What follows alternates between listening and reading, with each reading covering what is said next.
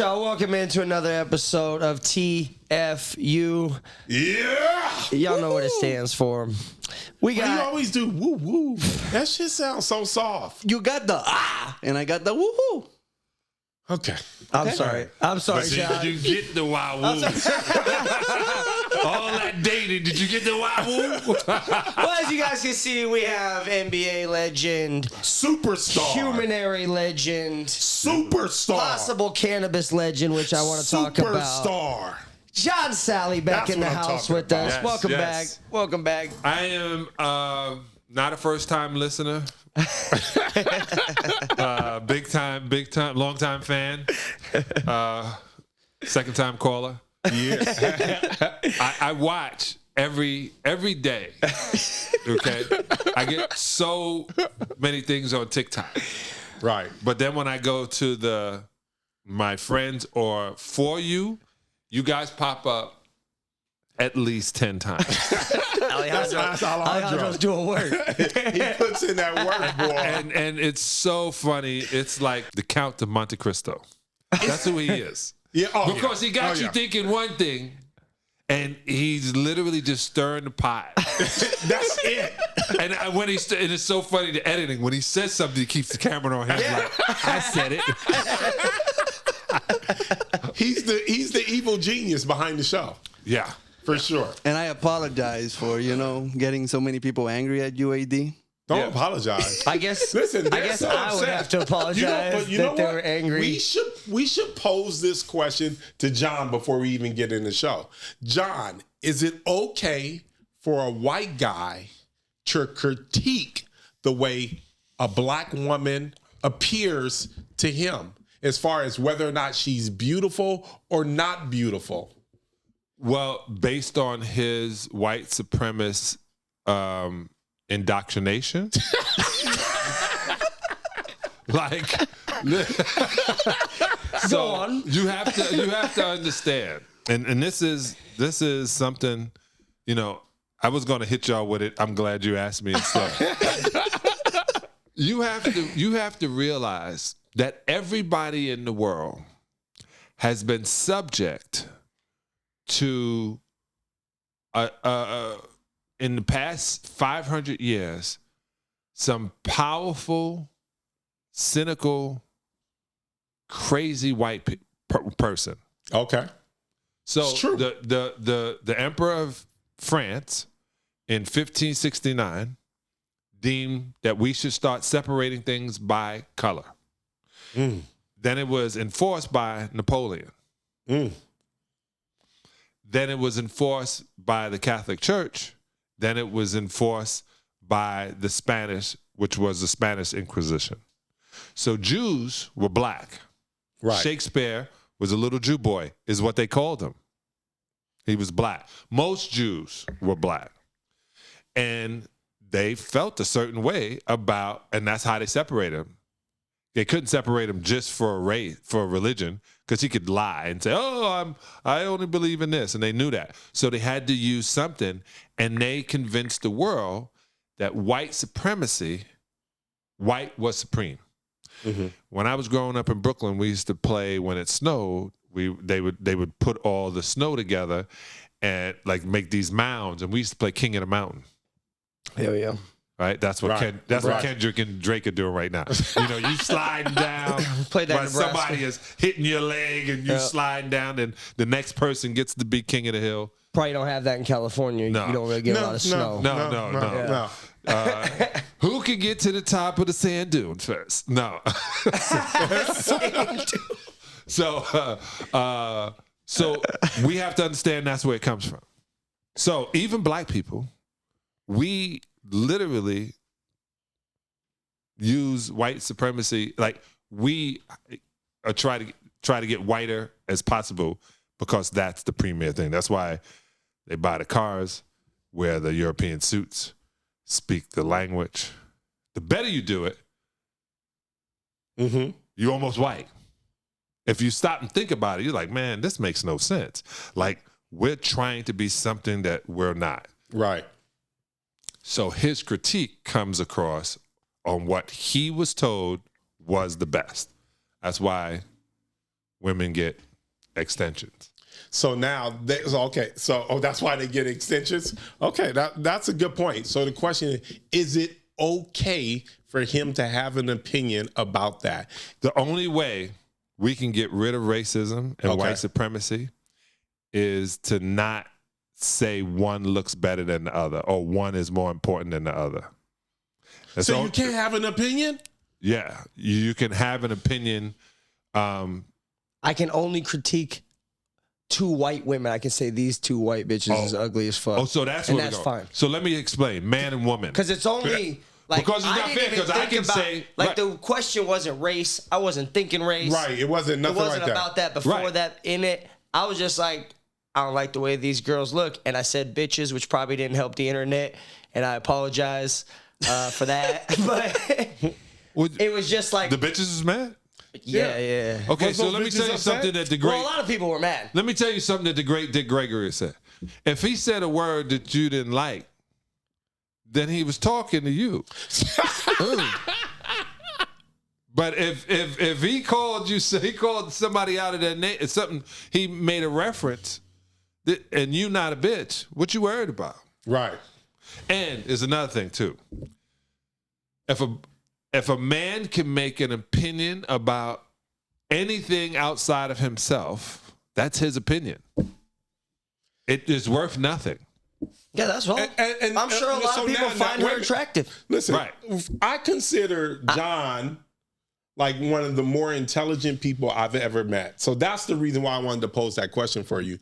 But the other part to that question is, was it okay for me to allow him to have his opinion, which is what I did, and they ultimately criticized the hell out of me, and they said, you're gonna let your black queen be criticized by that white guy? Yeah.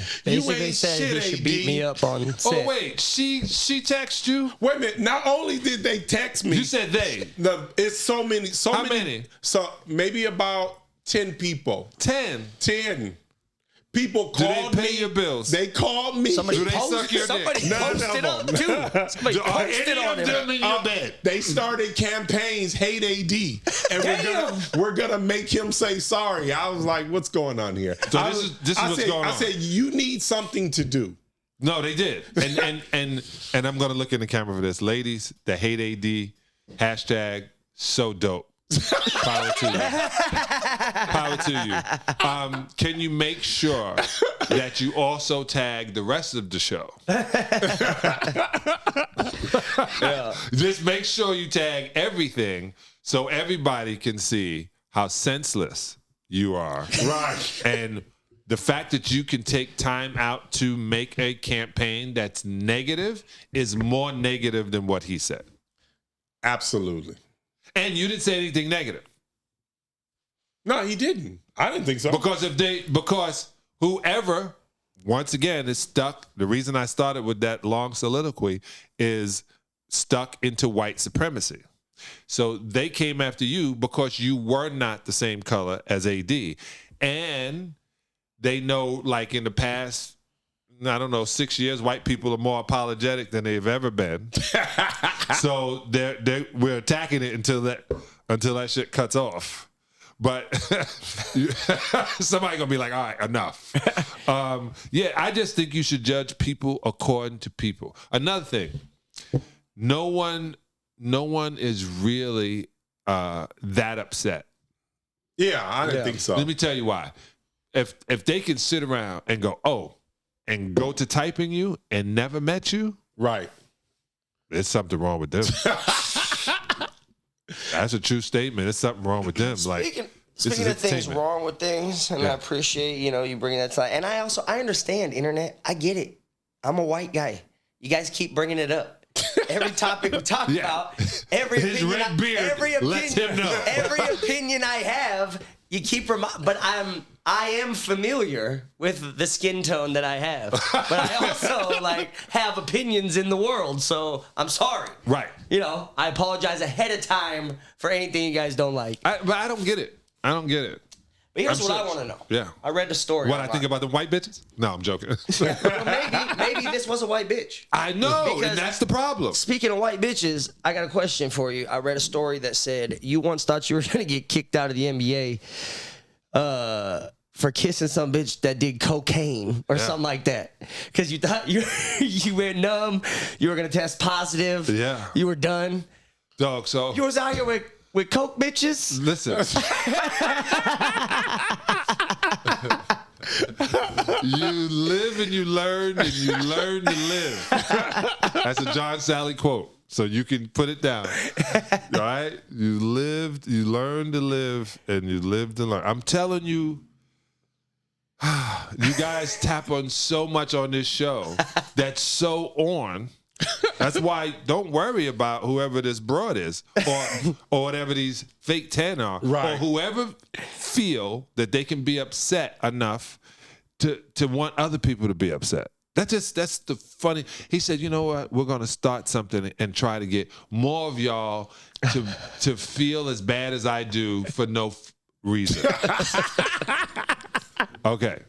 Now, because you guys had made a statement, would you want to be with a porn star or an escort? And that was posed. Yeah, and it was, two beautiful occupations.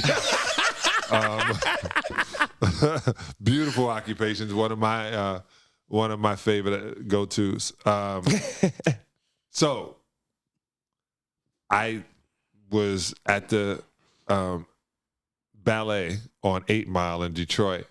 That's a crazy statement, but yeah, you guys call it strip joint. I think what they're doing is art. And I had an artist come over to the house after her performance. And, I'm living in this big old house, and this broad is not from Detroit. She's from another town. She's a new ballerina at the strip joint on 7 Mile. On 8 Mile. It was on 7 Mile. 7 Mile, 8 Mile. So anyway, probably 8 Mile. Yeah, I think it's 8. And so she goes, well, I'm going to take a shower. And I was like, cool. She said, can I crash here tonight? I said, yeah. And I'm thinking, oh, man, I just followed my own rule. You know what I'm saying? A couple of them. I brought it to my house. Big mistake. Okay, let me explain. As I would, some of my teammates used to call me sensei because it was when you come in the NBA, it's like going into any big thing, you gotta, if you got a great vet to make you stay in the lead. Right. All right. When we was on the road, I would say we're here for a reason, not a season. There you go. Right? Get in, 20 minutes. They already there waiting for us. It's a Tuesday. It's 10:30. And the club is packed. Not because they like the DJ. It's already announced on the radio that is this the ballerina club? This is just in general. Okay, just a club. Okay. But I had a rule. You ain't staying. I love that rule. You can't. Morris Day, my man, would say, don't take it personal, baby. I like sleeping alone. You know what I'm saying? So that was the first mistake. I brought it to the house. You could be followed, anything. Should have never brought it to the house. 2, I had this chick in my bed and I didn't know her. I was going to let her spend the night. I was going to go sleep around somebody. Way different now because pictures, you got you're sleeping with your mouth open and the girl got a strap on, taking a fucking selfie. You're like, what is happening? All kind of ways to get set up. Not that ever happened, but it was a visual that you could visualize. And all of a sudden, she's taking a shower, and then I don't hear the shower, and then it's 5 minutes, 10 minutes, and I'm like, did this bitch faint in my bathroom and hit her head? Now we have to bring it to somebody else's house? No. Did I say bitch? No. Anyway.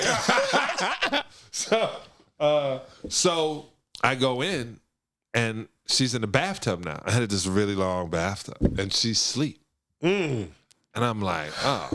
What the fuck? Like, this chick came and said, look at this house. I'm tired. I've been dancing all night at the ballet. So she had him put out by that point. Huh? At that point, she had him put out? No, she was knocked out. And I had nothing. So I'm like, oh. So what do you say? Like, the chick fell asleep on me. Like, do I lift her out of the bathtub, put her in a guest room, lock the door? Like, what do you do? So leave her where she's laying. No, because she drowned. See, all of a sudden she slips down and drowns. Like John Salley drowning people at the mansion. Definitely take the plug out and just back out. She wake up all pruned and whatnot. No, so I wake her up. And she was like, oh, sorry. She goes, it was a long night. I was like, hold on. All right, let me dry off. Let me get all cool. I was like, oh, okay. So I go back in. Another 10 minutes. And I'm like, I call my brother Jerry, like, yo, Jay, this broad is over here, man. I don't know what's happening. So she comes out all sexy and whatnot, and she is wanting to perform. She's on top of me and coming around and kiss me. And I'm like, oh, okay, that's weird, but you've been in the bath for like an hour. So she kissed me and whatnot. And I'm doing this, and you know, I'm trying to like figure it out, like, and I said, oh, I said, you got what kind of like lipstick you got on? She went, oh, did it come out? I'm like, what? I'm like, bitch, you got cocaine? I swear to God, that's how I went. Jerry! I was like, she's no cocaine, man. Man, got that broad dressed up out of there. I'm thinking, they're going to test me. Tomorrow. They haven't tested me ever, but tomorrow they tested me. So cocaine will get in your system. And, you know, I had bad thoughts of cocaine. I mean, Len Bias was my boy. Right. So I'm like, I can't even go to sleep now because I'm not going to wake up. I panicked, paranoid. Probably the best practice I ever had that day. Chuck said something. Yes, sir. Yes, sir. I was like, I am going to be. No reason to test me. No reason to test me today. You say, hey, Sal, you know, we got a call. You got to test you. I'm running in traffic. I'm getting hit by a car. Not around. I got hit by a car. Wait, no. John. Yeah. What you do with the girl, the ballerina? Oh, she had to be removed. Now, is there an NBA cleanup crew? No, I have that my comes brothers. Like how they sweep down the courts, but they come into the house. I got great brothers. Well, my great brother Jerry was like, "Where do you stay?" Get in the car, dropped her off. That was it. Like whatever, like cheap hotel. Like she was a moving ballerina. Yeah. And a real. I used to love the ballet. And everyone loves the ballet. I used to love the Magic City Ballet with the hot wings. I'm a fan. I've been a fan since college at Georgia Tech. How do you feel about Drake throwing the mariachi band outside? Wasn't it outside Magic City? Yeah, outside Magic City. On him? Well, that's on Metro. Have you been following the beef? Yes, the best. Wait a minute, John. First of all, who's winning or who won? Oh, this is. I don't think it's over, but it's over. You didn't hear. You didn't hear Drake's last record. Yeah, Drake don't want to keep going. He threw the flag. Yeah, he threw the flag. He threw the white that flag. record. No, but no. He said that record shit. was. He said some shit in the beginning, and I'm like, I'm digging this. You tricked me and all that stuff. But when he started saying like, I'm not a pedophile, you're not gonna find my name. But that's when you know he won. Because he got off his agenda. His agenda is not to answer questions. Yeah. It's to pose questions. Wow. Let me just say this. G.O.A.T has always been one of my favorite rappers. Now, I took my daughter to the Drake concert in 2014. J. Cole, Kendrick Lamar, Drake. So Drake opened. Okay.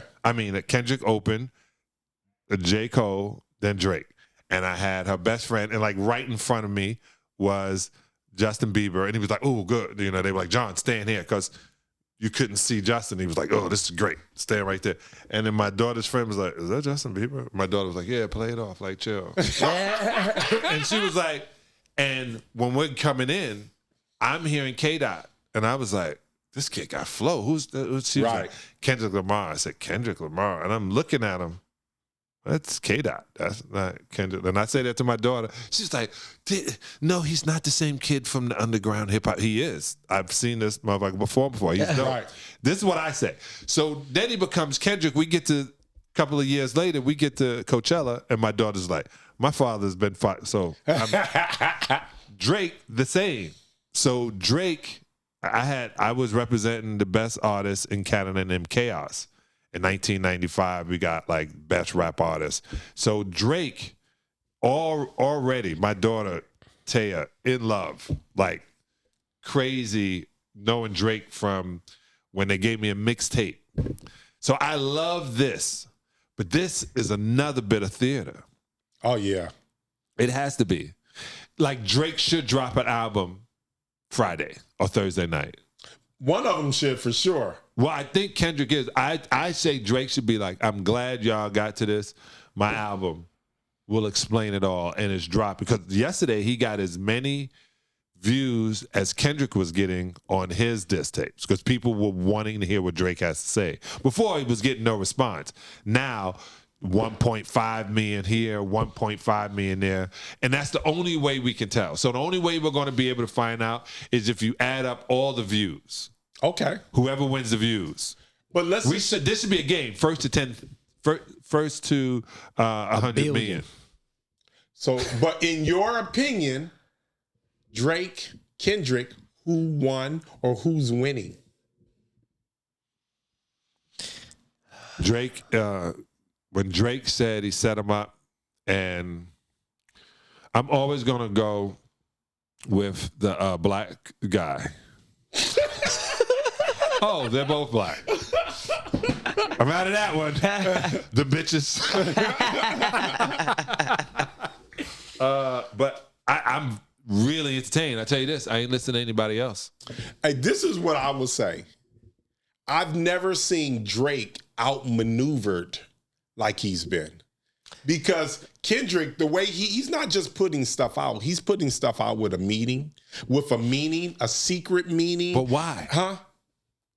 Because you know what I felt like? I felt like he felt like this. It all goes back to the Richard Pryor comment. He really honestly feels like that guy's a fraud, and I'm going to unmask him. Why? I don't know why. See, this is where it makes no sense. If Kendrick is dropping an album, this makes all the sense. Okay. But if it's just, hey, I'm at the point and I want the world, because this is what it doesn't make sense. I want the world to know that I think, oh, this guy's a fraud. And yes, this guy put me on my first tour and got me noticed. And yes, we did records that did to this point. Okay. But right now, I want to see another man destroyed when I am talking about being of a higher consciousness. No. It has to be a ploy or a game, and we're falling trapped. Because how do you find out who you are, become a black Hebrew, and then try to destroy another human? He's gonna hide the Bible. Right, and then fight. See, yeah, he's gonna. Did they go too far with the allegations with domestic violence and, not? But that's not an pedophilia, allegation, but right? predatory claims. Didn't you Yeah, say Kendrick did say he hit his girl? No. I thought Kendrick said that in one of his songs. I've never heard that. All the Kendrick fans are like, he said that in his album already and admitted to it, and already, like, the arguments that these people have. You hear this bitch? No, I never heard I'm just going to say bitch as many times as possible on this show. What's the And song? like once Drake dropped yesterday, the daughter of Whitney and about his mom? the brother of Whitney kind of like tweeted out in support of Kendrick. So I don't. This is the craziest thing. It's gotten to the point where it made the skit on Saturday Night Live. Wow. That's how big it got, where they were talking, not the fact that there's a whole race of people have been exterminated. There's wars. The AI is getting better and better and better. Jewish people are upset with kids are on campuses. They talking about Drake and Kendrick. this is definitely, it has to be something so big coming, like I told y'all before, so big coming that this made Saturday Night Live. And I'm telling you, I'm going to make sure you do it. You're going to drop that clip in when they go, man, this Kendrick and Drake beef, come on. People have been dying in Palestine since 1948. People are still dying in Ukraine trying to get their life back together. They just dropped bombs on the Congo. Trust me, this is some bullshit. So you think it's a ploy to distract all of us? It's 100%. So Kendrick and Drake are in on it? Kendrick's not making any money from this. If you're not making any money from this, then what you doing? When you're an entertainer. And why now? Why now when we don't need to hear this bullshit? Why are they not talking about Palestine, Israel, Ukraine, Congo? Why are they not talking about this shit? If they so righteous, why are they not talking about the things like that important? Wow, I know, man. See, I know they're gonna try to come kill me one day because I'm from an era of thinkers. John, how did you feel about J. Cole's bow out of the competition? Thing in the world. Smartest thing in the world. Because J. Cole, like I said, I met all three of them the same night. Mm-hmm. And, I remember J. Cole used to rhyme fast, and he was out of breath, and I was like, oh, he doesn't, because I used to try to be an MC when I was young, right? And then when you do that, first thing they do, and when you're teaching you how to sing, is how to control your breath. Right. So it's when you rhyme and how you control your breath, when you hear it coming, when you hear it, right? DMX had his asthma and shit. He was running around stage, but you had to know. And I was like, yo, why you get so hyped right there? And this man was like, yo, he get really hyped on his songs. I said, but he lost breath. Couldn't finish that piece. And he was like, looked at me like, shut the fuck up. I was so mad that I said it, but I was like, only trying to be positive. And then I saw J. Cole, he was already dope, not saying anything, but he became so dope to me. Yeah. I look forward to a J. Cole record, and he realized whatever this is does not benefit J. Cole. See, he was my favorite. Me too. But he still is. He's not my favorite anymore. See what I'm saying? Listen, I don't but get he's that. not my favorite because you can't say you're the best and then bow out of a competition to figure out who's the best. But why is you in the competition? That's like saying, hey, listen, I'm Mayweather, and I'm going to fight Josh on Friday. Who cares that Josh wants to fight Mayweather? Like, why would Mayweather get into this fight with Josh? But now, let's say Josh is the number one contender, and you keep claiming contender, not number one. J. Cole is obviously number one. These are contenders. Let them contend with each other. I'm staying number one. Like when I didn't pay attention to them, they now have the ability to get to my spot. If I don't pay attention to them and I keep building, no one competes with Jay-Z. Yeah, absolutely. Because Jay-Z was like, I'm winning the game. I got the baddest chick. I got all the respect. Mm-hmm. I got all of the money. I still got lyrics. Right. And I'm the man. So if you want to play, talk to somebody else. No one tries Jay-Z. That's exactly how I feel about Jay-Z. But the people on my show, they don't necessarily have those same feelings about Jay-Z. Jay-Z is good. He just not. He thinks he's the best over everybody of all time, Who's your and favorite? I just don't think so. Me, Tupac, but really, yeah. And I don't understand all the slander recently, and I've gone over this, and all these young motherfucking kids, and nobody's putting Biggie or Tupac in their top 5 anymore. Oh, wait. Hold on. I was on television, and they asked me who my top 5 basketball players. We want to hear what your top 5 is. Basketball players. And I didn't say Michael Jordan, and I got killed. I said, hold on. He's my contemporary. You said my favorite. So I'm old enough to have liked these dudes. Right. That's my top 5. Not saying he's not in the top 5 of all time, but my top 5. Right.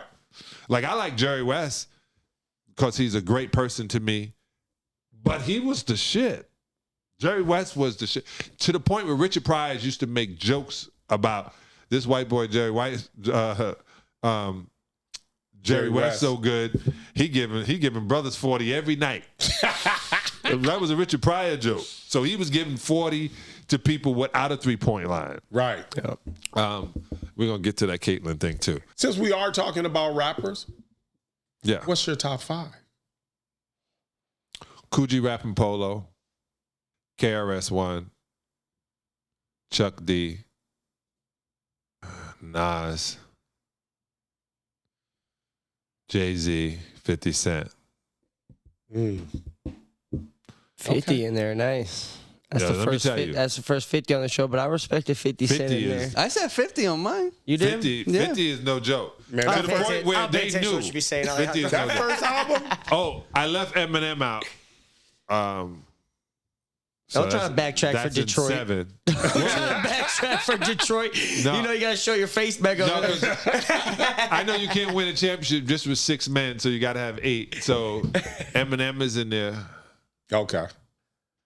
Yeah, you Man, got Coogee. You got Coogee Rap in there. Coogee Rap was hit with a lisp. He was unbelievable. Yeah, I know that list was crazy, undeniable. Yeah, the coach of the team would be Heavy D.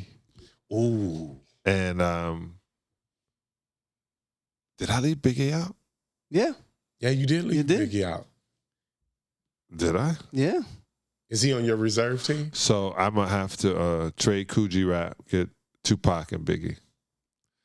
But I can't give them in order. But the reason I say Jay-Z is probably my favorite rapper when you think about it, is he literally everything that these kids are doing now because he trailblazed it.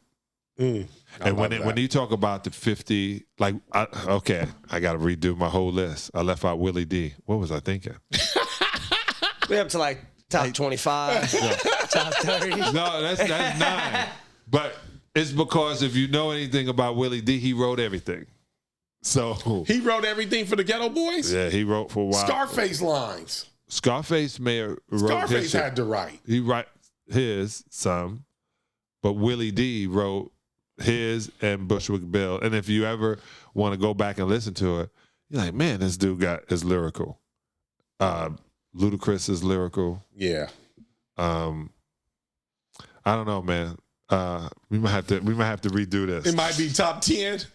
Or do you want to say your top 5 right now? Since you done named all these people. Top 5 in the game right now. No, top 5 all time. John favorite. Your John favorite. Sally's top Look, 5. I smoked some Deuces 22 before I got in here, so I left Lil Wayne out, who has more rhymes than everybody else because he's been doing it since he was 14. To the point where he goes, I wrote that? No, I've seen that. I've seen some of those interviews. He has to be. I love Snoop's delivery, but yeah, we have to do that again. All right, come on. All right. So what's John Salley? Do you want to do top 5 or top 10? I do top 10, not in the order, just by go. name. Let's go. Biggie, Tupac, Eminem, KRS-One, Jay-Z, That's 5. 5 more. Lil Wayne, Willie D, E40. Ooh. Jesus, this is going to get up there. He wasn't even. Nas. Yeah. One more. Yep. You got your man 50 you haven't mentioned. Mm-hmm. He was in the original list. Yeah, I got to put yeah. Okay. I'm going to say Black Star. Because then I get Talib Kweli and Mos Def together. I love it. Oh my God, my brain is on fire now. It's like I'm gonna run into 50 And you tomorrow. know, and this is why AD, because you was a baller. I don't know if you other two were ballers, but the only thing athletes have is music to keep the rhythm of the game. That's it. Like if things have to be in rhythm, like Phil Jackson used to walk through the locker room with a drum and a tom-tom, boom, boom, boom, boom, boom, boom. That's what Phil was doing? Walking through like And I know he had that whole tribal thing going on. Did he really have, like, was he doing regular coaching stuff, or he just always walking around doing weird spiritual shit? The only things I ever hear is like him just walking around doing wild shit. He would walk in and what was like, what the heck? The fact, and because I know why, but imagine a white dude walking in with a tom-tom. And he's like, how tall is Phil Jackson? 6'9" and 6'10". And you're like, and he was like, we have to get in rhythm. We have to get in rhythm. And then he would play some like Grateful Dead because they're in rhythm. They're in rhythm. However it's going to be, they're in rhythm. We got to get in rhythm. And just that thought process, I was like, oh, okay. John, let me ask you this. So Phil Jackson said Michael Jordan was, to be a superstar, he was super coachable. Yes. Is that true? Very much so. Like, I saw him take Mike out of the game. Mike was like, Phil. He was like, no. He was like, okay. And he went and he sat down. He had like 40, 36, 35. We don't need it right now. Like, Phil, he's like, we got this game. I got to play these guys because they got to be battle ready. Right. All right, sit down and relax. You see, young kids, Michael Jordan could have scored 75 points every night. A game. Now, this is my question. You also played for the Lakers, right? Yes, sir. Kobe was there when he played. Was Kobe coachable? Yes. He was coachable also. Yes, because he treated Phil the same way Mike treated Phil? No, there was different. One, there were different ages. Phil was at a different age. This was Phil's first professional. This was Phil's all of a sudden filling in when they were like, we got to find a coach. And they were like, nah. They put Phil into this position, right, and got Doug Collins out. I remember. So now Phil had already been spanked by the NBA for writing the book Maverick, and then being on a reservation, and then winning the CBA, and then winning in New Jersey. Like he had his stuff, but he was like, he wrote Maverick. He wrote that book, and he opened his mouth too much, and they let him back in. Mm-hmm. So this time he was a little bit more quiet, and he paid attention to Tex winners. So while Phil was learning the offense, so was the Bulls. Right. That was the difference. By that time, Phil had won 6 championships with the offense. So when he got to Kobe, and now Phil is 12 years older, 12 years older than he was, and it already had the greatest player of all time. Right. He knows how to coach Kobe. He knows when to walk away. He knows when to like. If you got kids, right? The first one got all the beatings. The last one is fucking laying on the ground in Walmart, and you walking by and be like, all right, I'm going to be in the car. You wouldn't do that with the first one. The first one was like, which one, baby? The third one was like, bitch. Hey, let me tell you something. That is so true. Yeah. Man, I see my father with his kids after me. Yeah. I was like, he was the biggest punk in the world. Me, he was beating me left and right. I was getting whoopings left and right for everything. I was like, you so soft now. Oh my God. My daughter Giovanna said, hey, y'all, I took all of it. my daughter now is, I hate you. Today you do, baby. You'll be better tomorrow. Speaking of your kids and the fact that you was hitting that Deuces 22 before you came in here, your daughter's running that company, right? Yes. We never talked last time, I don't think, too much about what you got going on in the weed industry. My favorite industry. I don't know about anyone else in here, but we love it. Yeah, I love it. So this is the deal. So my daughter Tyler was rated 2018 the top 50 women in cannabis before she was 25. Is that the one I met at the vegan restaurant? Yes. Oh, okay. Yeah. Okay. No, you met Taya. Okay. Taya is like just started modeling, and she was modeling for Fenty. She's a Nike model. Like she's doing it. And but Tyler and I started this business when I convinced her to not go back to her second, third, and fourth year of college. I said, whatever you're going to learn in college is have nothing to do with your career. I said, so it's more of a place to get mono, herpes, and your heart broken. You know I'm not lying. It's college. It's a bad thing, man. So she was, at first she was really upset. I said, but if you're going to put $300,000 into going to school. You should put it into business. And right now, my boy Kevin has it at 6 dispensaries and Elevate. Then Zap Jr. is going to put it in his. Zap Jr. got a dispensary on Demet. Yeah, on Demet and Topanga. So like one major light off of Ventura. And I went by, I was like, yo, this is a dispensary. You go in there. Yeah, his picture is everywhere. Right. I'm very proud of him. Very proud of Zap Jr. Yeah, Brooklyn doing well. But yeah, so this weed, I should have bought you some. You know what, Josh? I'm going to bring you some. Thank you. We only sell flower. So I sell eighths, sativa, hybrid, and indica. My daughter showed me the Tyson vaporizer thing, and I was going to get into it, but I don't know the science on it. I don't smoke anything but flower. I don't believe in that vape shit. I'm sure it's going to come out later that it's fucking people up. Right. Also, I don't like that all the other shit where you got to like look like a crackhead to smoke your weed with like a blowtorch and the hot gun thing. And like when you start looking like you smoking crack, you don't like dabbing? I'm out of it. No, fuck no. You be dabbing? No, let me tell you. True story. So, I'm the cool dad. You understand? I'm the cool dad. We go to the San Bernardino, up to the big High Times weed thing at 2 of her friends. My dog Megan, who always rolls with me, and Tyler, and we go in, and people are like, "Oh, hey, Johnson!" I get in the smoke box with Be Real in the van. I'm about to pass out. I'm like, yo, I'm seriously about to faint on camera. And they're going around and they put that dab in front of me. Oof. And it was Ghostface Killer. And you were already ready to pass out. I just got out. And Ghostface, Wu-Tang got their weed. Yo, this dab was just clean. I'm here, la la la la la. So I hit it.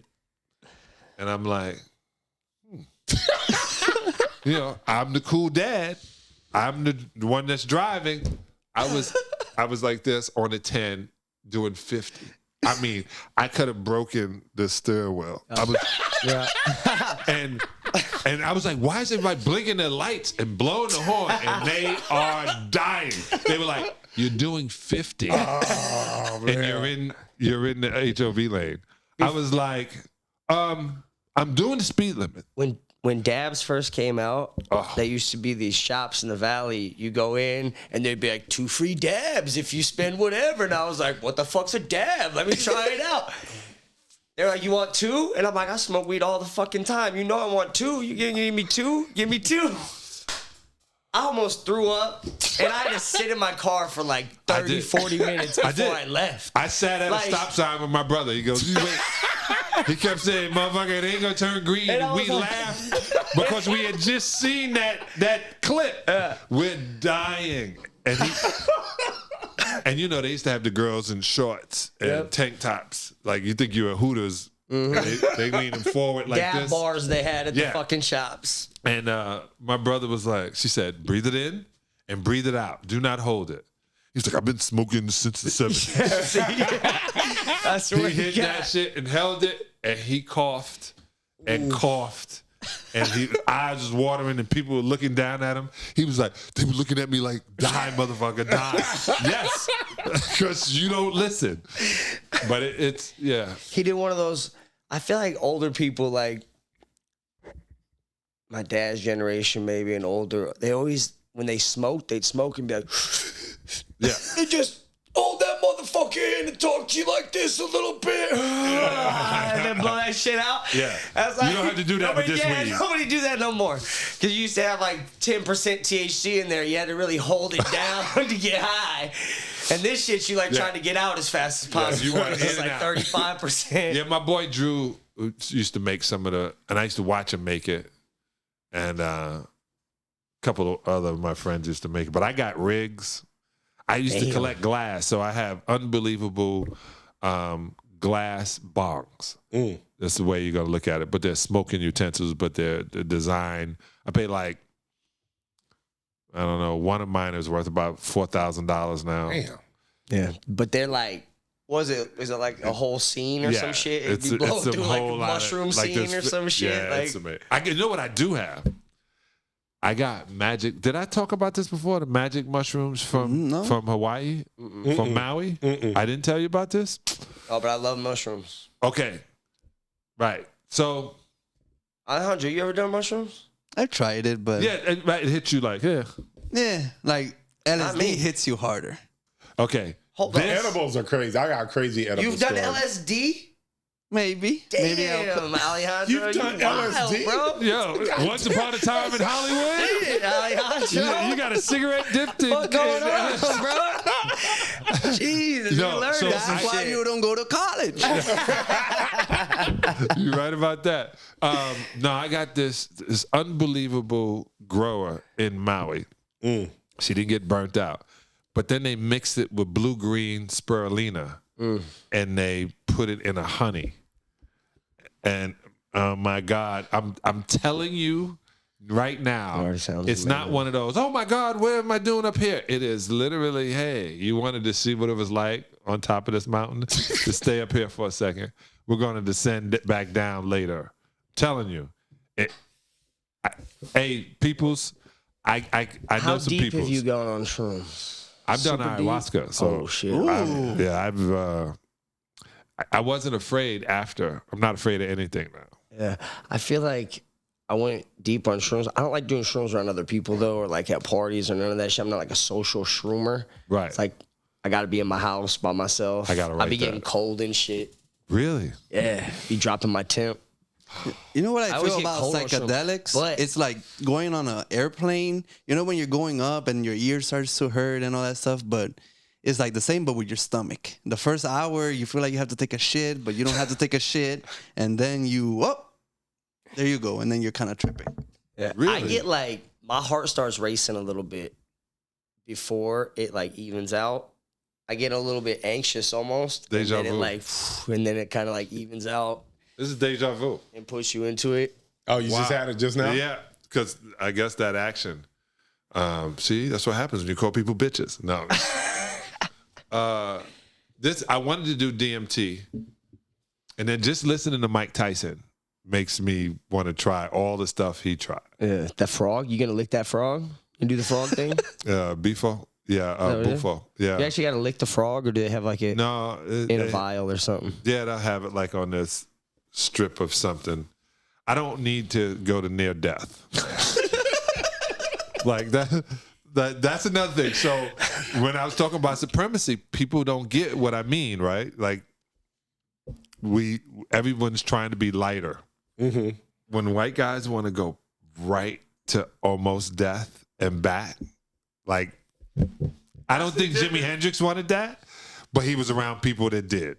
That's the difference You don't think between, Jimmy wanted for that? me, that's the difference between black Jimmy and used to white put- people. Yeah, we just want to be high. Yeah, we just here to have fun. But when we start putting our life on the line, we're like, Yeah. I'm Jimmy good. used to play the colors. I They know. said. He used to put them in his headband, his mouth.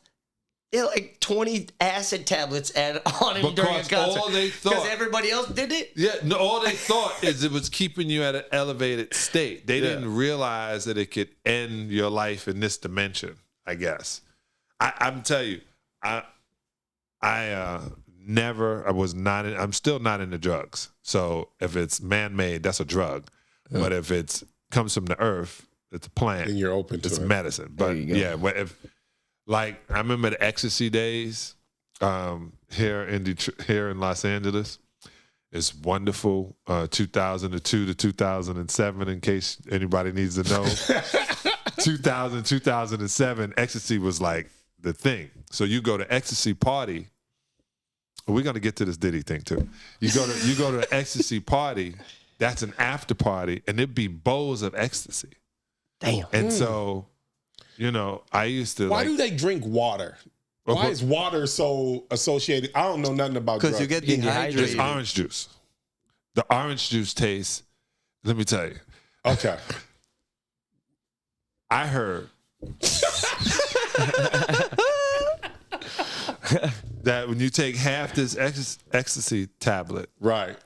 and you have the hotel have fresh squeezed orange juice, is better than sex or equal.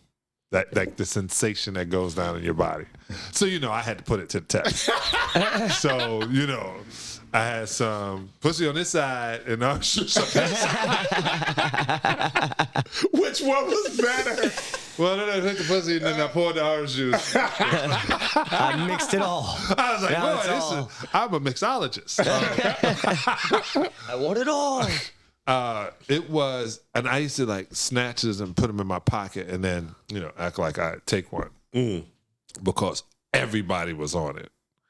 And everybody was like, You just had a fucking pocket full of ecstasy at the end of the night. like to the point when I was moving, I had this little box and it said private John shit. If you open it, you're an asshole. I put it on there and I showed my daughters, my wife, like, seriously, if you open this, you're an asshole.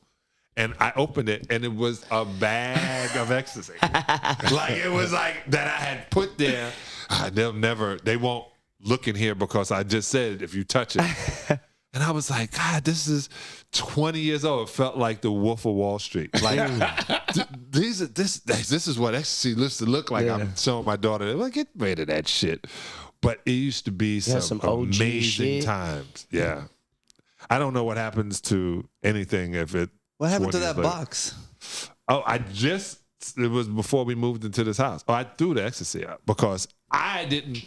Once I saw the Wolf of Wall Street and he could barely move when he was trying to get inside of his Lamborghini, I didn't want that to happen to me. Well, now all the raccoons in your fucking neighborhood fuck on you want fucking ecstasy, just throw them out in the local trash bin. That's just funny.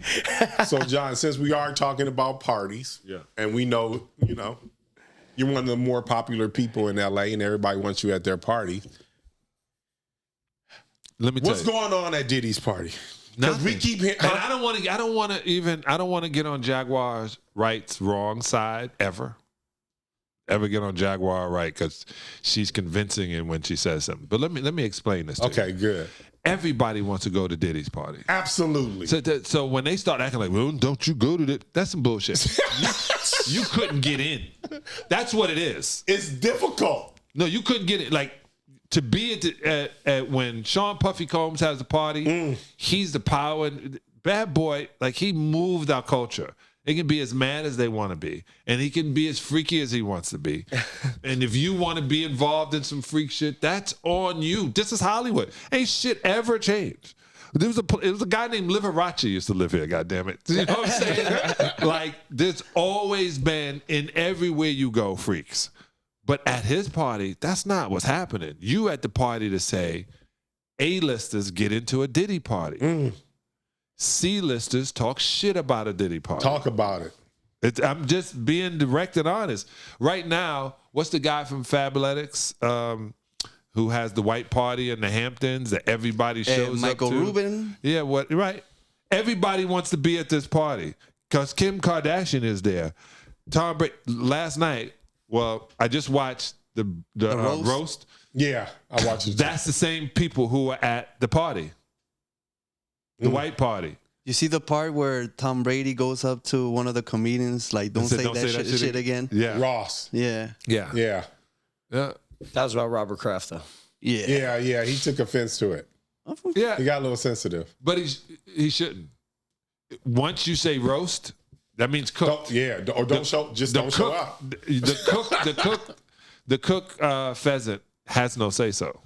Because once you sit there, and that is. So those parties don't happen. Now, and I've been places where I've been to parties in the Palisades that you had to park way one place and get on a shuttle and come. Right. But the shuttle was 3 miles away on purpose. Like, they don't want you maybe parking on the street. And those parties were, girls was on different floors doing different things.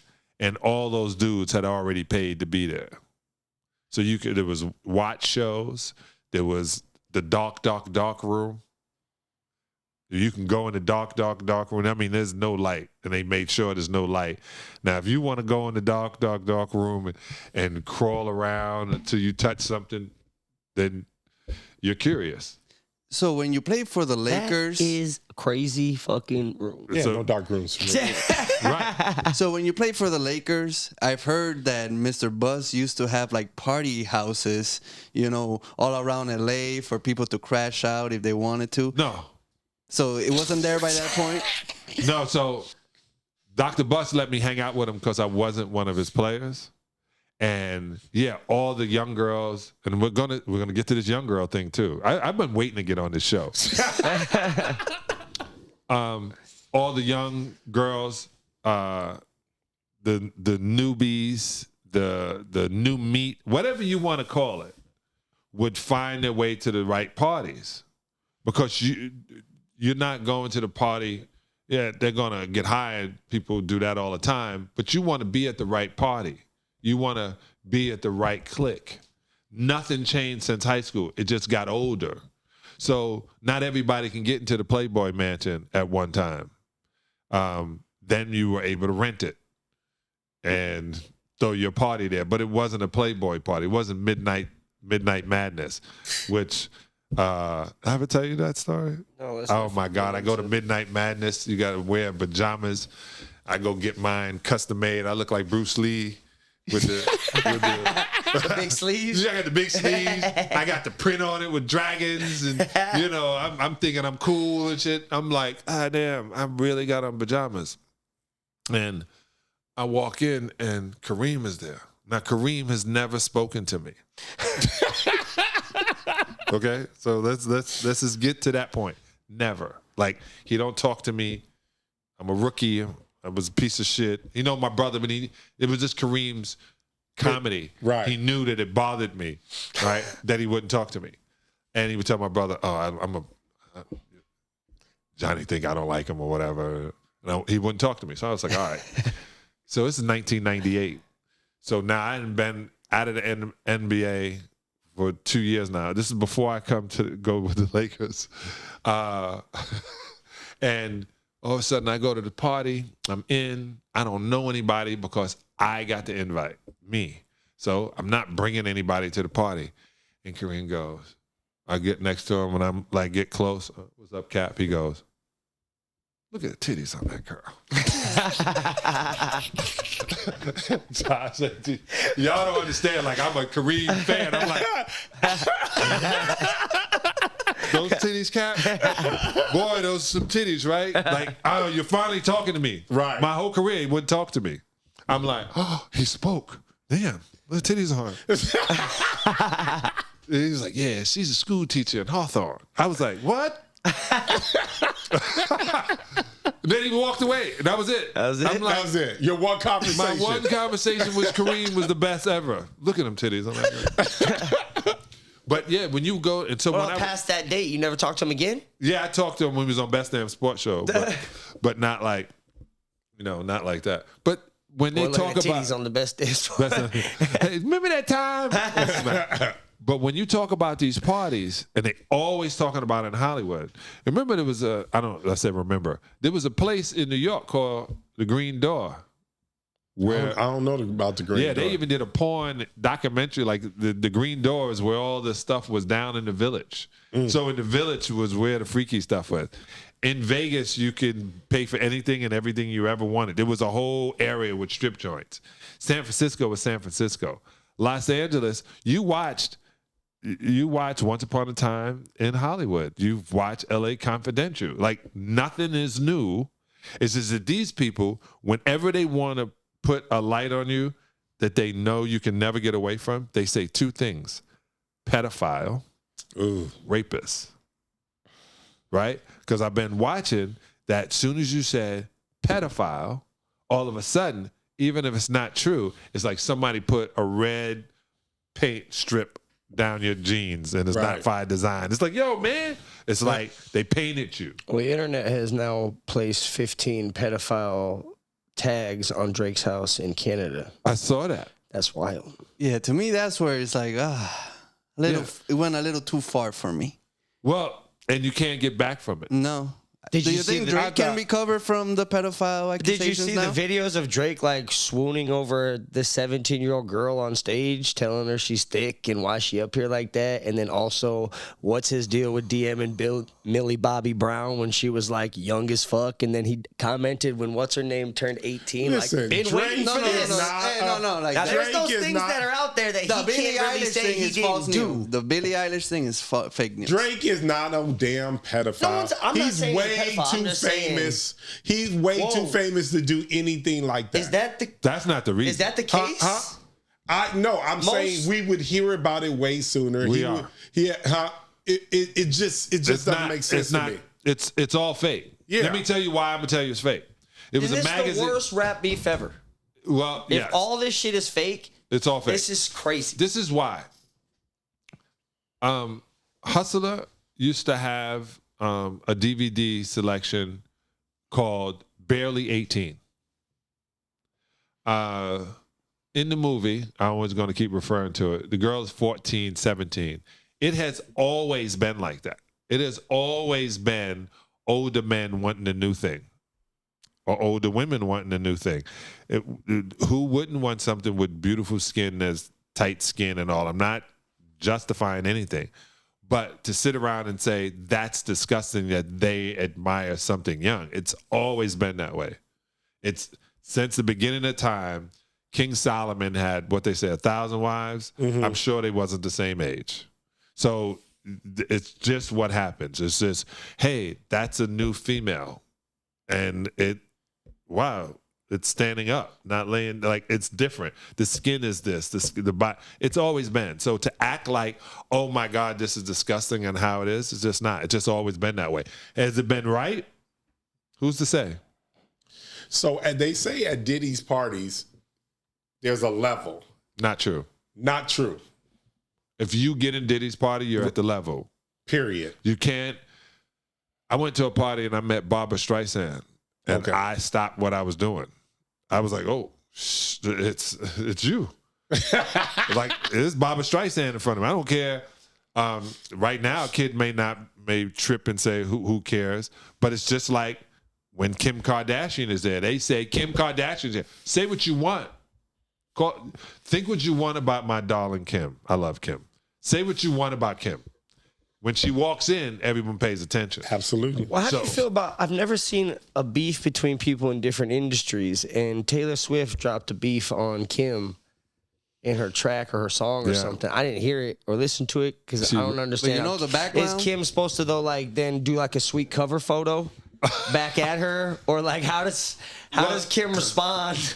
I say this to the beef, and I'm being Kim. And I'm on your show. I'm going to take a little bit of the heat off of y'all calling people bitches, because people are going to say things about me once they hear what I'm about to say. These battles prove that there's talent is diminishing because they have nothing else to talk about. Like Quincy Jones used to say, "Man, Mozart and Beethoven, man, they took all the good notes. There's only a certain amount of notes, and they already did it. So whatever we do is replicating that. They took all the good notes. So I just think there's nothing else to rap about. So no rapper can rap about growing up in crack, selling crack anymore. No rapper can talk about the struggle and how the white man is we can't talk about it any longer. So there's nothing else to talk about, especially when AI is doing better than humans. Rapping, or in general? In general. So there's no way. There's nothing to talk about. Are you going to believe a rapper and say, "I'm from the hood, I didn't eat every night"? Why you didn't eat every night? If you're an American and you didn't eat any night, and I don't care if you don't like what I'm saying, trust me. If you're in America and you didn't find any food, you didn't look for it. Because you can get food everywhere here, and I will stand on that shit. It may not be healthy, but your belly will be full. Now, to take a little heat off you, let's get into what you're really passionate about and actually bringing healthy foods into these terrible environments with your vegan options. And let me get the name of it. What are you doing? Plant Health Compton. And then you said, I think I it's was going. involved with Planned Health Compton. My boy Roland, God rest his soul, he died like that Monday before Thanksgiving. He died in a car accident. He had a vision of putting this together. It's still open.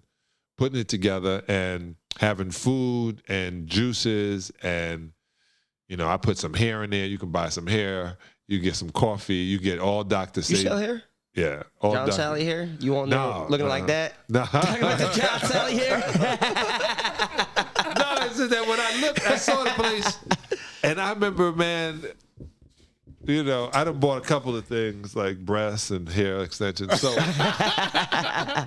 his and hers on Wilshire, I think that's Wilshire. Yeah, on Wilshire and La Brea, is this huge hair spot. So if you want to meet women in Los Angeles, you just go stand outside his and hers. You're going to see some bangers with bonnets on and dark glasses.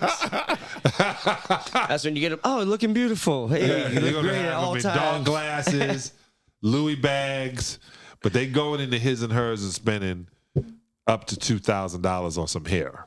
And so my boy had this spot, and he had gotten into the business, and I was like, "Here, give me a couple of these packs, and I'll put them in here. What are you gonna charge me? The same wholesale business." Yeah. But then, he passed. AD keeps saying, "What am I gonna do? What am I doing?" So I am doing a show that's live on all platforms, all health and wellness. But then AD had convinced me that I was pigeonholing myself by only talking about health and wellness. But then 10 bitches want to get your ass put off the air. So I'm going to go back to what I said. No, but I literally am going to have on people who say they want to benefit the world. Because we got all the rest. Like, I love Joe Rogan. Like, I was on Fox saying what Joe Rogan was saying on Best Damn Sports Show when I said we didn't land on the moon, to the point where I said it on the air and was getting death threats. Back then, people used to write letters. And I had death threats, letters, and I had mail with white powder in it, all kind of shit. Damn. Yeah, because I said we didn't land on the moon. Anthrax? That kind of shit. So Fox got the security had to come, and then they had to start going through my fan mail. I was like, what is this? And they were like, yeah, you said some shit that was what I said, what are you talking about? He said, we didn't land on the moon. I said, we did. I said, how? If we got closer to the sun, right now we're at the perfect distance from the sun so we don't burn and we have an ozone. Right. If we go past the ozone, what will happen? We would burn to a crisp. So no one has landed on the moon? No. How? What's the furthest we have gone outside of space? Would you say? You saw it 2 months ago, SpaceX, when it splashed through the rest of the water. This is another thing. This is the craziest. I'm going to get in trouble again. The rest of the water? Yeah. The guy that said it's the Van Allen belt, right? Like this is the first time you realize it made sense what I said, that if we got any closer to the sun, we would burn to death. That was the first time y'all ever No. There's that guy who was like, I'm going to take my own little balloon up and prove that this shit should be a lot hotter. Right. And then he crashed his balloon. This is the deal. But it was colder. If we get, why is it colder? I don't know. How is it hot here? Right. When the sun comes on us, but when we get above the Van Allen belt, it's 256,000 degrees below zero. We got to get Neil deGrasse Tyson in here to tell us why. He's going to say whatever. Does he think we landed on the moon? I don't think so. He knows we can't get outside of the belt. If the moon is inside the belt, Van Allen belt, yeah. But if it's not, how do we do it? Hey, dog, I said this, and then on Best Damn, we had Buzz Aldrin. He didn't want to be in the same room with me. So here's the question. I was so happy. I was like, oh, my God, I haven't been hated this much since yesterday. So then what are we living in? What? Like, we're in a dome? Are we flat? Is there water up there? Because you said it splashed into some more water. Are we With in a simulation? Are Well, you when it saying, rains, like, water comes down. Yeah, well, you said, and they opened the heavens and all that. I get the argument. Yeah, this is the What deal. do you think? I know we didn't land on the moon because I live out by AD in Thousand Oaks, and sometime my cell phone doesn't work because I don't get good reception. It's 2024. They had Nixon talking to this motherfucker on the phone in 1968. I can't get my phone to work from Mulholland to downtown, but Nixon picked up the phone and talked to these motherfuckers as if it was a call down the street. So that part right there, Long cord. on a cord. Just, it was hanging out the back of the ship. No, Mr. President. Yeah. Just that part, is a lie. The rest is a lie. You talking about the 2-minute call that they had that they kind of closed off away from the public? Talking about that call? No, there's a call with Walter Cronkite on CBS. Literally, they flashed to the president having a conversation with Neil Armstrong. Wow. That is not made up. That is that I'm not making that up. The president, Nixon, picked up and they played it like he was talking to the astronauts. You know what's so funny about everything you're saying? I'm all John Salley on this one. And one of the things that I noticed about the interview after they landed on the moon, they weren't excited. Nope. They look depressed. They look like they've been through some shit, and they look sad. They had literally went from the moon, landed back on Earth, done the most incredible thing in the world, and they weren't cheering. They weren't excited. Their demeanor was so dull, it was like they weren't even present. You ever took a bunch of kids to Disneyland? It's the greatest place on earth. But when I come home at night, I'm not happy. It's a long fucking trip. So wait a minute. It's a long trip. John, I'm not happy. So John, I'm not gonna give you energy after that. John, so are you saying they landed on the moon? No. Well, how? This is the only thing I want to know. I still think, like, I don't know if we can. I don't know shit about space like that or whatever. But I do know we was trying to beat another country to it. So I do know we definitely staged that we beat them for sure. So that was fake. Right. The whole thing, just for that purpose alone. I don't care about anything else or if we still tried to go or if anybody got there first. We said we got there first because it was like a war between... Right. So if they stage a live conversation with the president and the astronaut. Mm-hmm. Here's my thing. How are no secrets ever kept on this fucking planet except like these ones? Like every country's working together. All countries have a space program.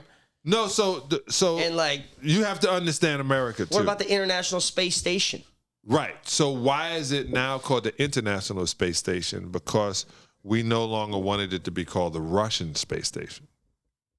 It was the USSR Space Station. Right. And then Gorbachev was walking down the street drunk too many times in Moscow. they were like, hey, we got to get him out. And then all of a sudden, they didn't want to finance it by themselves, so it became the International Space Station. But it is floating just like our satellites inside of our orbit. And someone's supposed to be there year round, right? It's been up there. It's been up there. Now, do you think Earth was created by two planets crashing together? Or how was Earth created? I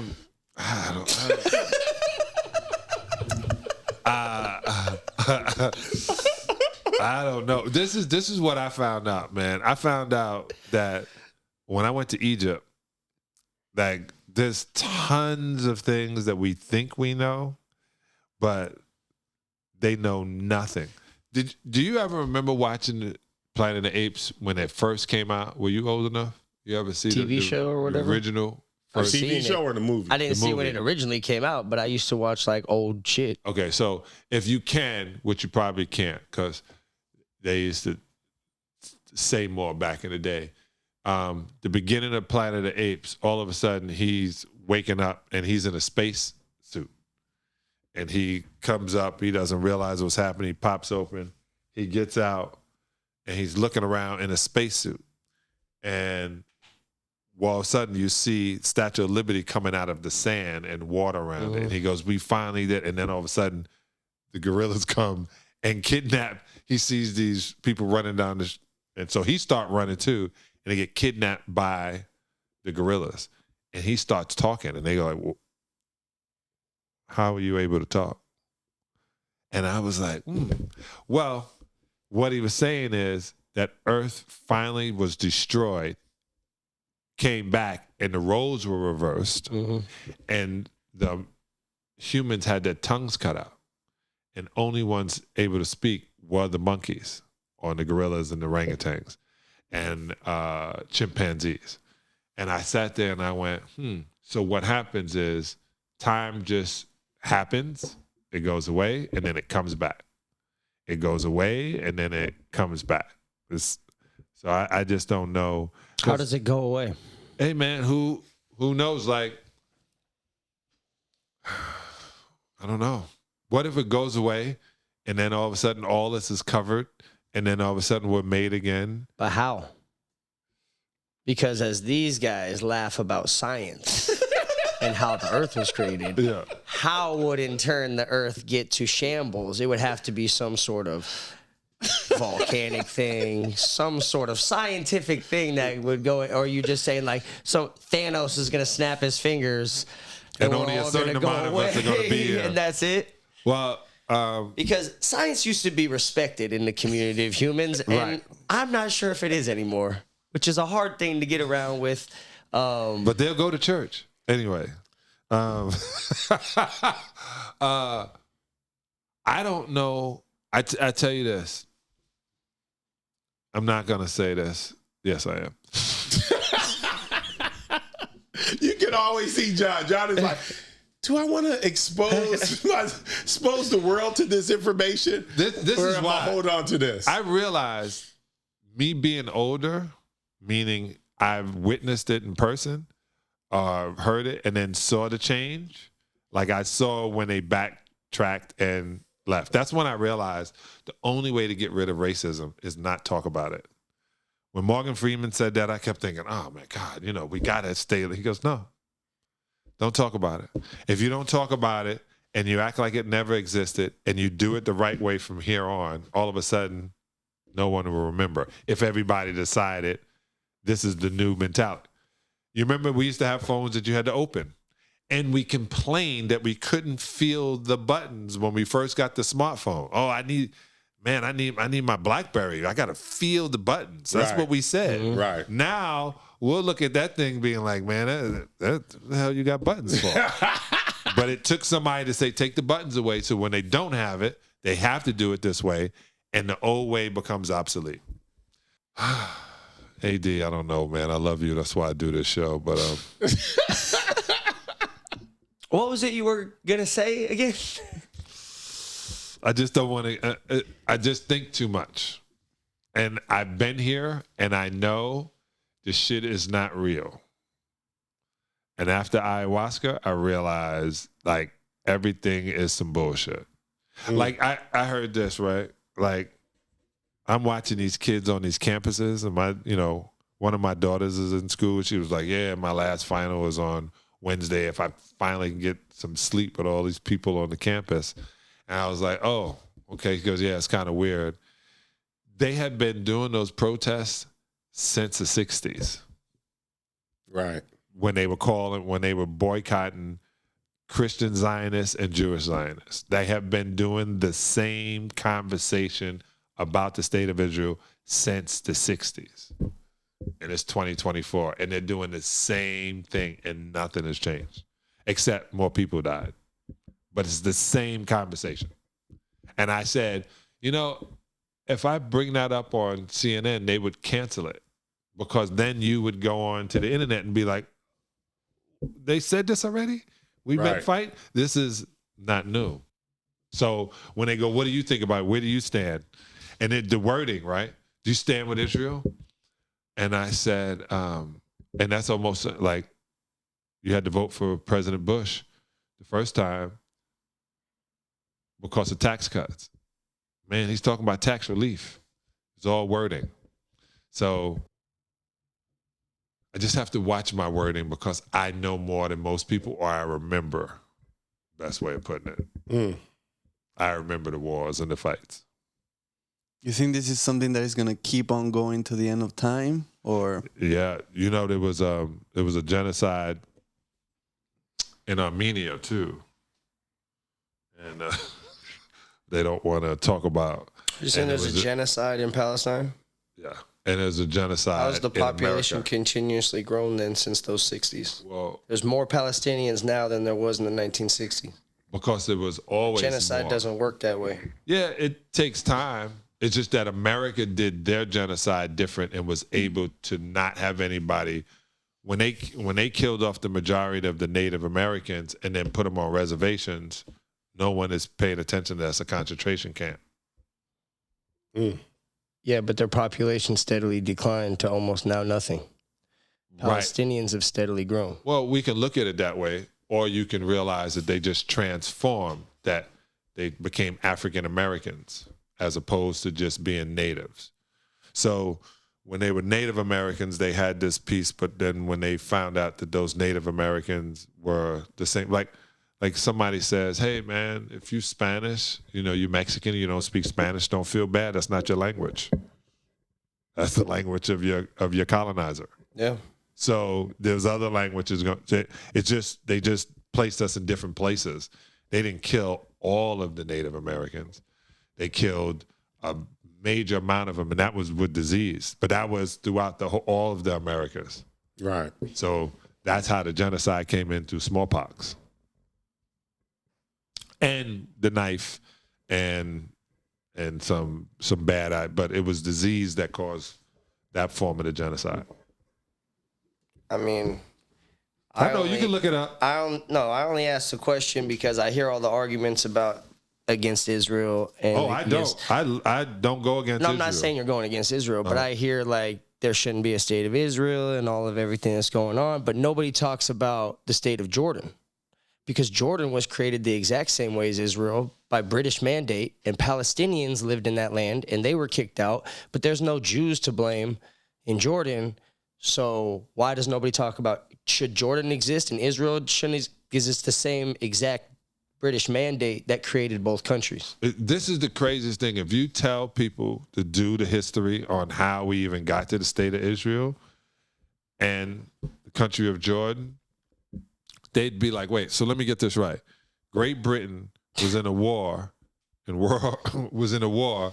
against the Germans and the Italians, and they were fighting in North Africa. And I said, what? Yeah, that's crazy. I said, what are you talking about? He goes, they were fighting in North Africa, acting like it was a war, but they were really just chopping up land because they realized it had all the resources they wanted. So when Truman and Churchill, right? I think it was at that time, yeah. When they decided that what were they going to do with the disenfranchised Jews from Germany, from Europe, that wanted a spot, because there was no other countries, right? Ukraine was one country that has a large Jewish population.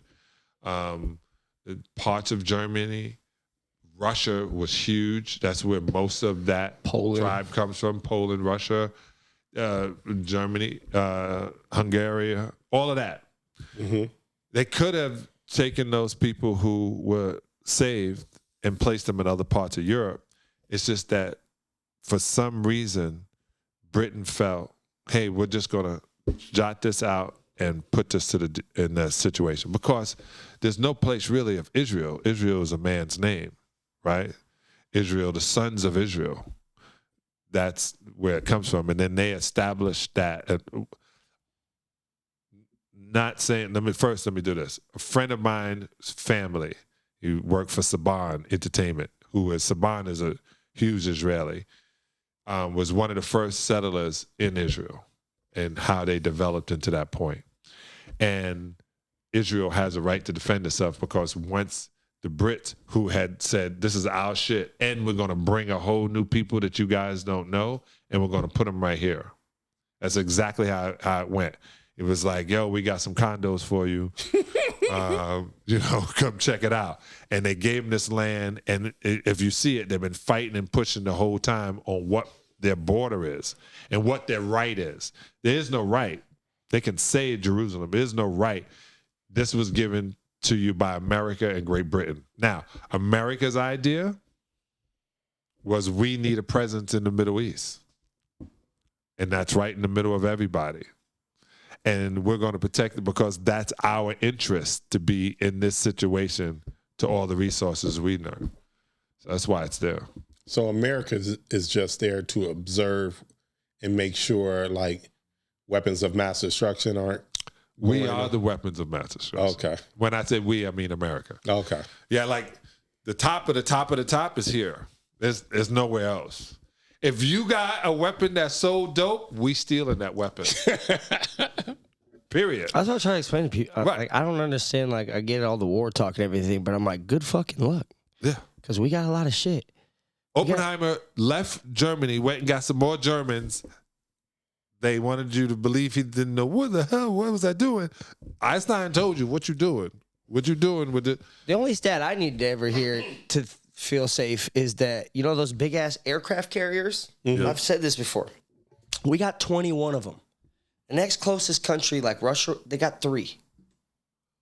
Oh, those the big ones that you shoot, you pull up to somebody's fucking country and just set outside and like, hey, we're here. We're gonna send some fucking ships or fucking planes over to you. Oh, this is the other thing that's crazy. We got like 21 of them.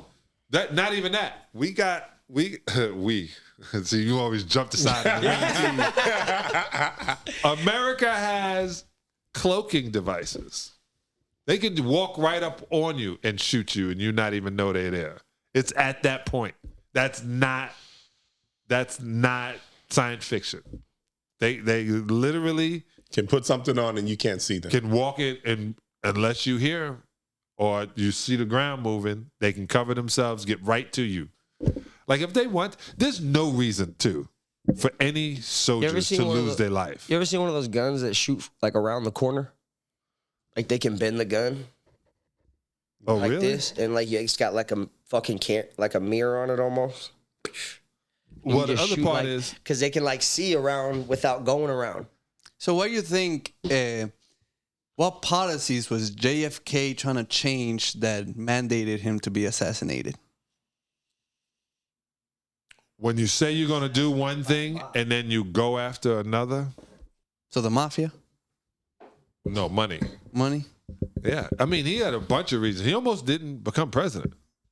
Everyone keeps forgetting that. It wasn't like he was, like he barely made it in as president. Mm.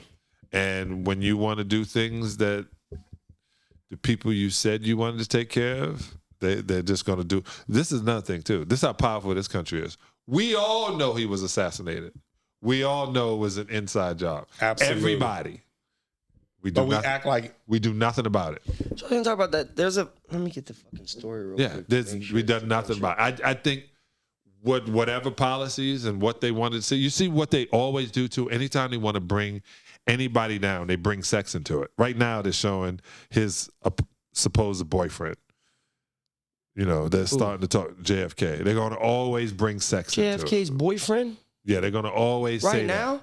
Yeah, like I just saw that on social media, and they were like, did you know that this guy was one of his friends? And I was like, you know what I like? And I was going to bring this up. Once Upon a Time in Hollywood, why I love this movie, is Brad Pitt was really Leonardo's homie.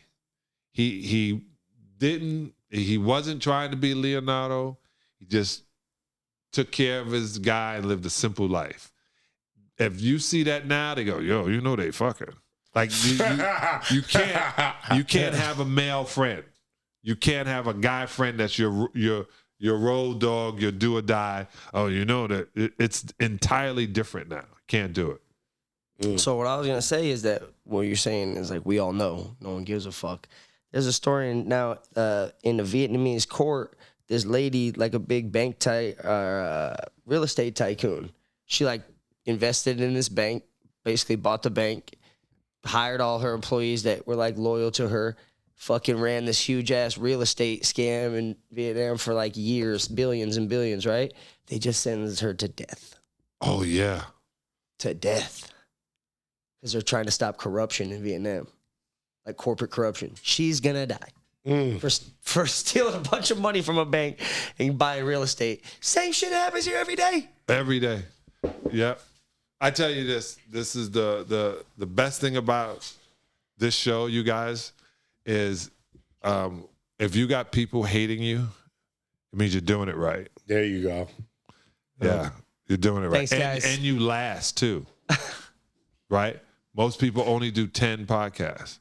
I shot 6 of them, and AD was like, put them out. I was like, no, I don't like them. You know what I'm saying? I was like, I got to do something different, and I don't want to be day and time. Because, like, right now, we're talking about this beef, and we don't know when you're going to edit this and when it's going to come out.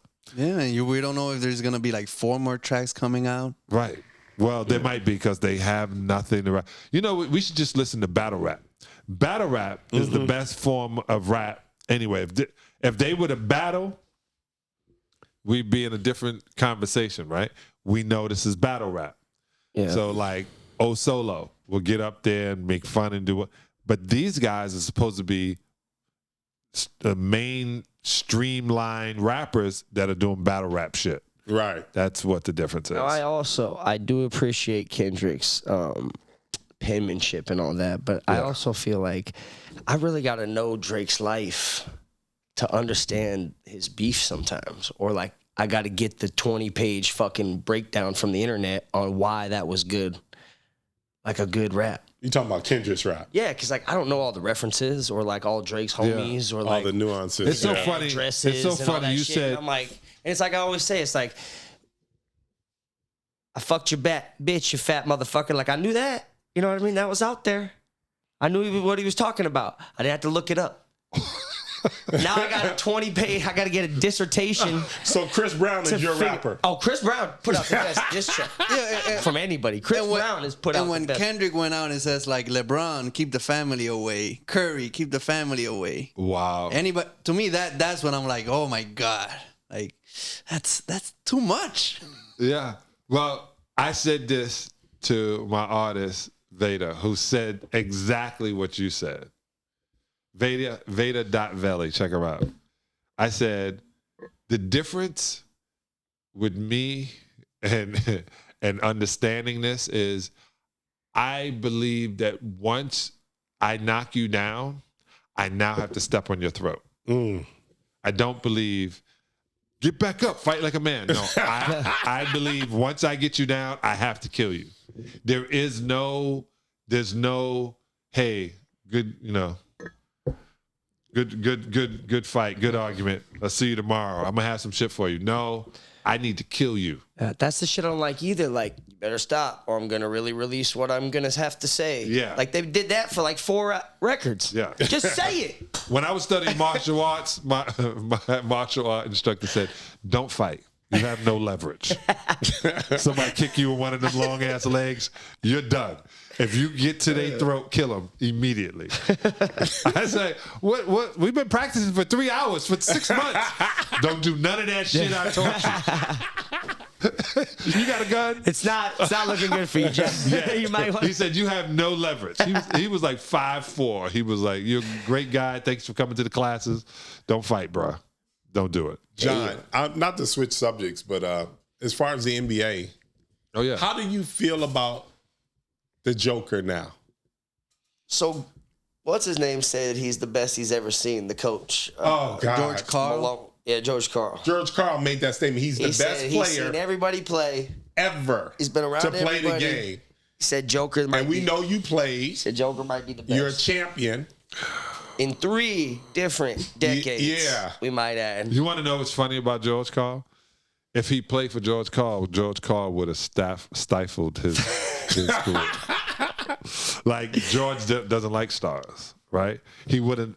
I don't think he would have let Joker do what Joker's doing. That's what J.R. Smith just said. If we had Malone as our coach, we would have won a championship when I was in Denver, when they had like Carmelo and all these other guys. Chauncey. Yeah. And Malone said something about, man, maybe we should just, or not Malone, George Karl was like, you should just let it go. Maybe we can get some therapy together or some shit. It was like a back and forth between those two. So yeah, it's I love George though. He was really nice to me. But they're now trying to compare the Joker as the best center ever. That means they're saying that he's better than Kareem. He's better than Shaquille. Moses Malone. take it easy. Shaq is the best center of all time. Better than Shaq. Better than all these people. As far as that goes, where would you rank the Joker? Or does he even deserve to be ranked at this moment? Because they're acting as if he has 5 or 6 championships and he's out here doing it when honestly he may struggle to get this second one. Well, you know he should have had 2. But we were in the bubble. The Lakers had to win that one. Right. A lot of scripts. Good for business. They know what's coming. AD, that's why they're talking. They know what's coming. I'm joking. He's one the most unorthodox player I've ever seen, and these guys are allowed to take more steps without dribbling the ball than I've ever seen before. Right. Yeah, LeBron be halfway down the court before he takes his first dribble. I just saw Jobert do the same thing. He went there and he stopped and then took 2 more steps, and the ref didn't say. I watched him take 6 steps. And I was like, am I imagining this, or is that 6 steps this big motherfucker just took? This is the problem. They always want to say the best of something. Like I said, it's king of the hill mentality.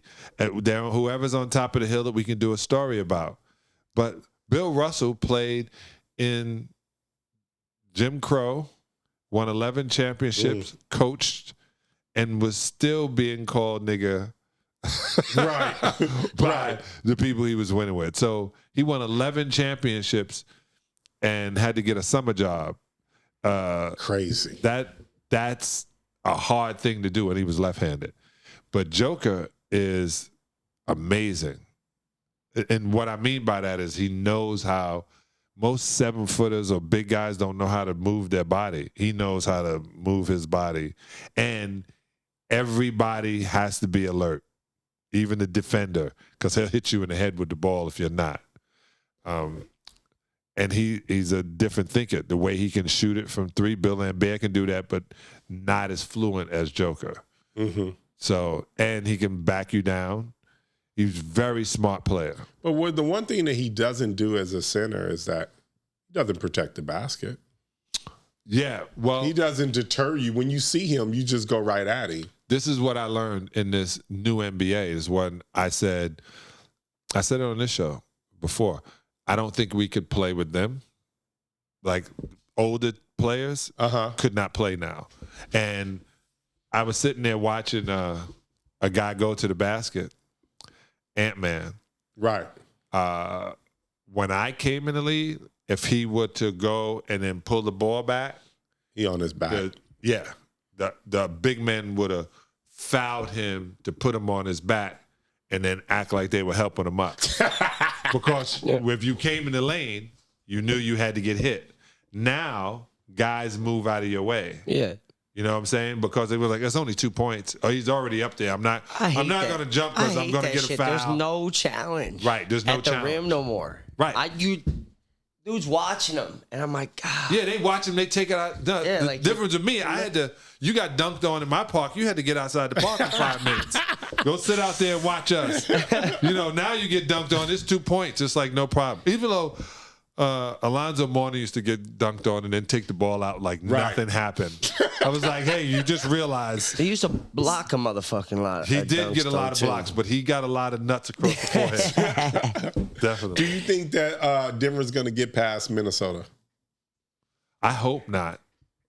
I love Mike Malone though. His dad was my coach in Detroit. I love Mikey. I see Minnesota winning this one. Really? Yeah. Absolutely. You're going to buy Minnesota or you're going to buy Denver jersey? I would wear a Minnesota Definitely. First, the only thing is, I just think that I'm pulling their big men can deal with Denver's big men. He doesn't like Joker. Joker is really good, though. He doesn't You know when he's not good? You know when he's not good? Where? When you see him run. When I see him run, he's a pedestrian. Right. What are you talking about? And so basketball, He doesn't like his chunk. Oh, I get it, when I see him, I see everyone running by him. And that's when I noticed, because I finally sat down and watched the Laker game, because I really don't watch a bunch of basketball. It's probably the same as you, John. Every now and then you sit down and watch a game. When I watched it, I was like, I could see it. I was like, in a half-court situation, the Joker, he can do a lot of damage. Right. But unfortunately, the game is still played like this. And when you start running, he's ineffective. You say these things as though he's an ineffective player. He averages like a triple-double over his fucking career. He's like a 3-time MVP of the league, 2-time whatever it is. He's an effective player. Joel Embiid is more of the center you used to seeing. Right. Doesn't run either. No, I understand that he doesn't run well either. Right. The Kareems, the John Salleys that can run the lane, right, and were really, really, really, really special athletes. It seems like that player is almost frowned upon now, or that player is now playing volleyball. This is funny.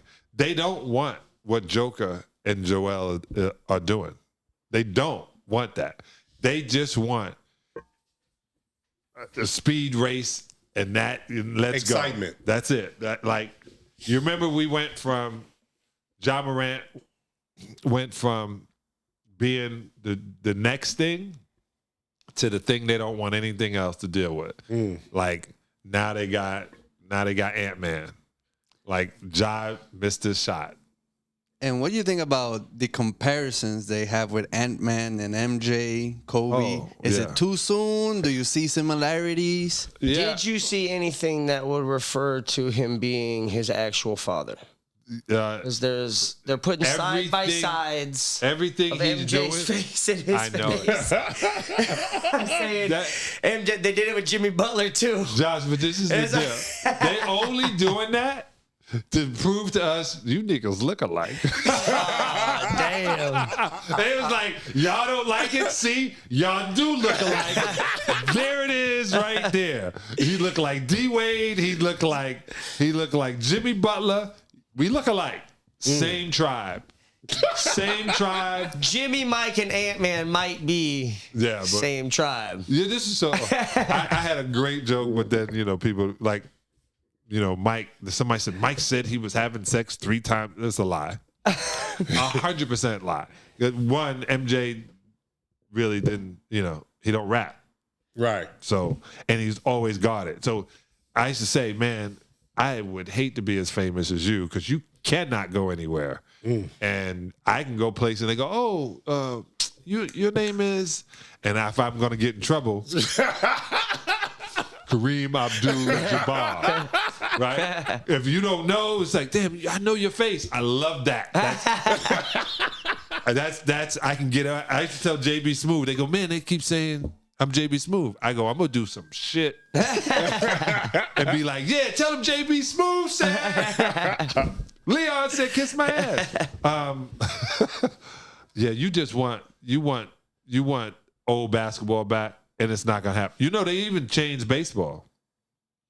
You can't stand in the way of the bag anymore. And you can't take the second baseman out. They got a fucking timer. Yeah. You can't take the second baseman out like you used to. You used to be able to run into him, so you can't do that anymore. And you can't stand in the way of the bag. I got to literally be out of the way. You got to have a clear line to the bag, and I got to either step on the bag or hit you. So they changed baseball. They changed basketball. I saw something in football that said they could wear those those little protectors they wear in practice? Yeah. Those padded protectors on top of the helmets. I heard something about they could possibly wear those in games now. Really? Well, I know football changed. The quarterback can't even. Yeah, you can't even look at him wrong. You scared him. So what about statistics now, and then all the arguments, and then does it even make sense? Or do you have to go different lists? Statistics never made sense anyway, because if Pistol Pete, who was scoring 40 a game had a 3-point range, he would have scored 70, 80 a year. Right. Right. So those, they said those records are meant to be broken. I just think the greatest of all time is a problem because time is still going. They have to pick out decades. They just have to. Because I love MJ, but I love Dr. J. Right. I love Dr. J. So 1978 to 1980, when I got to play, you taking 86, Dr. J or Joker in an all-time draft? Joker. I would take Joker. We argued this. I would take Joker over everybody. The only thing I keep saying, I was like, if you ever seen an old game with Dr. J in it, and I've seen those games, he looks like the only person playing. Yeah, and he's a super. Shit. Yeah, he's a super athlete. He's dunking on everybody, and nobody else looks like they're playing the game. No, and it was funny. You knew he was going to go right, but in reverse. For the Joker, where he's not a super athlete and he looked like he moving at his own speed. Yeah, but like I said that about, they used to say Larry Bird was slow. And I used to say, who, where? And they used to go like, oh, he's so slow. And I go, what game are you watching? I just played against him. He went by me. You know what I'm saying? And they used to be like, but so watch the highlights now of Larry Bird. And you're going to be like, he's not slow. He just had that shit to get you off balance. And get to you, bump you, and then talk shit to you. Like he would go, oh, got you, bitch. Maybe it's just because everyone thinks we're slow. Yeah. They think y'all are slow. Non-athletic, slow people, the whites. Yeah, and they got mad at Elvis that his leg moved. And, that's why I told you. It's to the point where we start thinking, what's the king of the hill? I'm just going to keep telling you that. And I didn't say that I know exactly, but I know exactly how to get out of racism. Think you got Josh, Alejandro here, right? You have, only thing you don't have. Female presence. No. Oh, okay, good. An Asian? Asian. Okay. Indian Asian, right? We're taking auditions. It's good you don't have a female presence. Oh, I think so. This is why. Everybody goes, why? You don't want a female presence? No, because the conversations change. The feelings change according to how you were raised. So if you were raised properly, respecting a female, you're not going to say certain things or certain things are not going to come out. Thank God Josh wasn't raised properly. Yes. I don't call bitches in front of bitches. I don't call bitches in front of bitches all the time. Right. And I might refer to a bitch to another bitch as a bitch, but I don't refer to bitches as bitches to bitches. Bitches, please. This is another, like Richard Pryor. Anybody offended by these words should be mad at Richard Pryor, Red Fox, Bernie Mac. This is how people talk. Right. If you don't like it, that doesn't mean that they should stop doing what you don't like. Don't listen to them. Right. Right. But what I mean by you having this situation, you know what another thing, are also racist or people that feel you should be what they want you to be. Yeah. The fact that your vernacular is not Valley Boy may make them think that you're a vulture or you're you acting black. No. I tell you, I lived in Detroit. Right. White people don't act black. You poor or you got money. there's these white kids over here with these black, like that Eminem movie is 100%. It is not like, oh man, white boy Rick. Right. He was in the black community. That's just how it goes. People say, well, he's not. No, because I know black guys who didn't grow up in the hood and grew up in the suburbs, and they don't talk like my cousin in Brownsville. Right? So are they? No, it's just how you were brought up. You didn't know White Boy Rick, did you? Yeah, still do. This is my brother. As soon as he saw, he said, "Is that?" I said, "Yeah." Oh, you got any White Boy Rick stories? No, dog. I was with Maserati Rick when I first got in the NBA, and I didn't know. I just thought he had the best jewelry I've ever seen, and he had the furs, and all the broads was in the VIP. With this, and he was like, "Yeah, man, you play. Come in, young fella. Hell yeah! I want to be around this dude." And then, But yeah, all of these cats, when I was in Detroit, the dope dealers were the dope dealers. Right.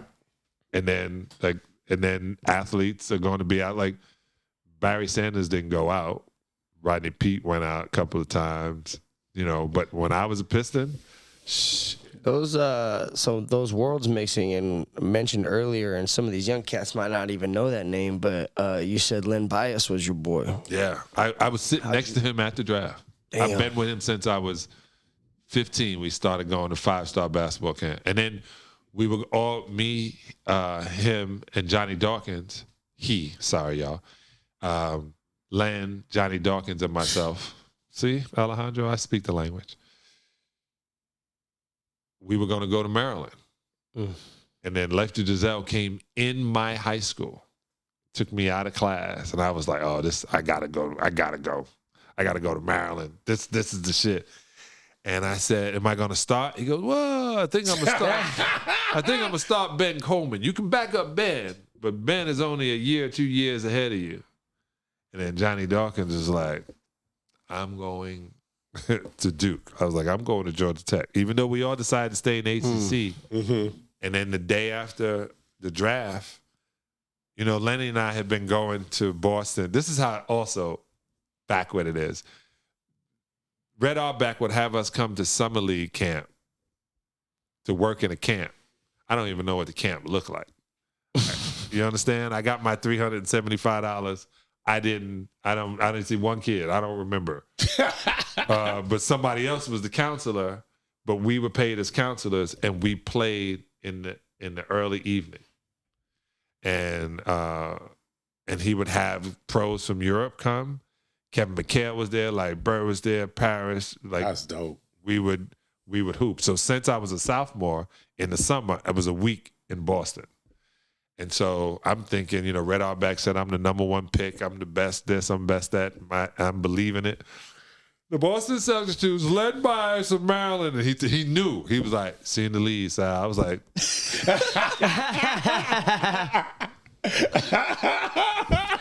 I got 37 people here. Y'all don't draft me in the first round. This whole motherfucker's going up the slope. We burning this entire bitch down. You hear me? Well, remind us, where'd you go? What number? Number 11.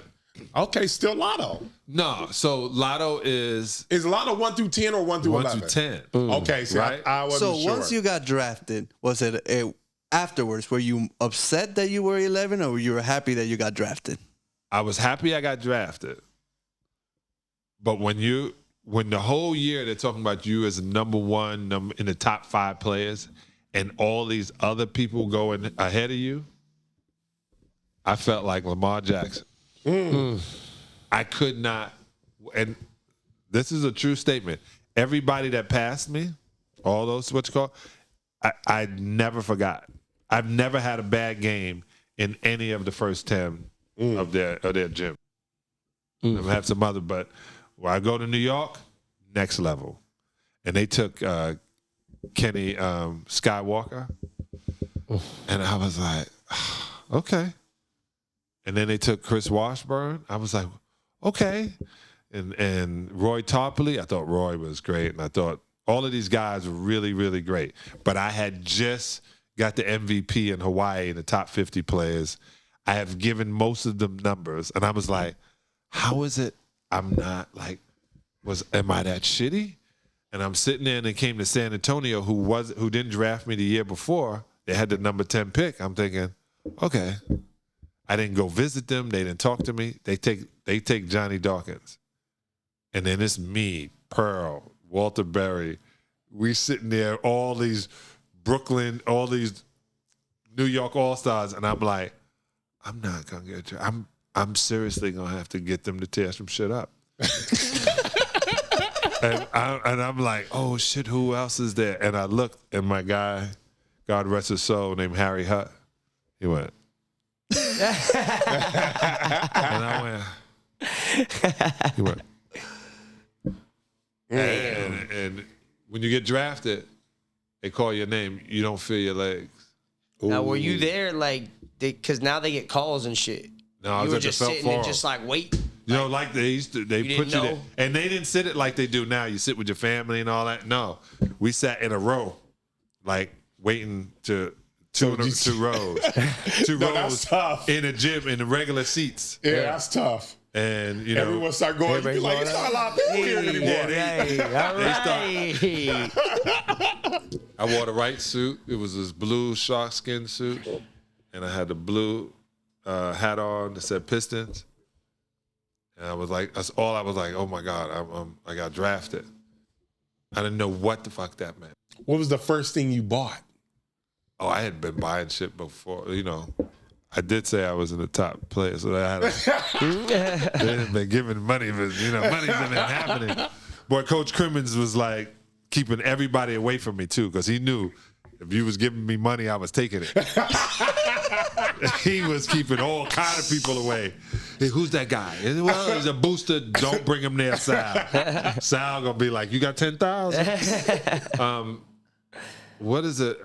This is a big mistake.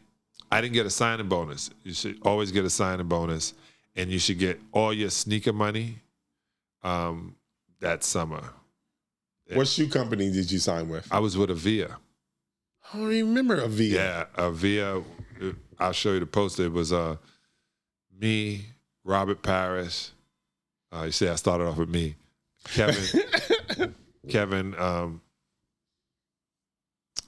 Pearl Washington, John Concat.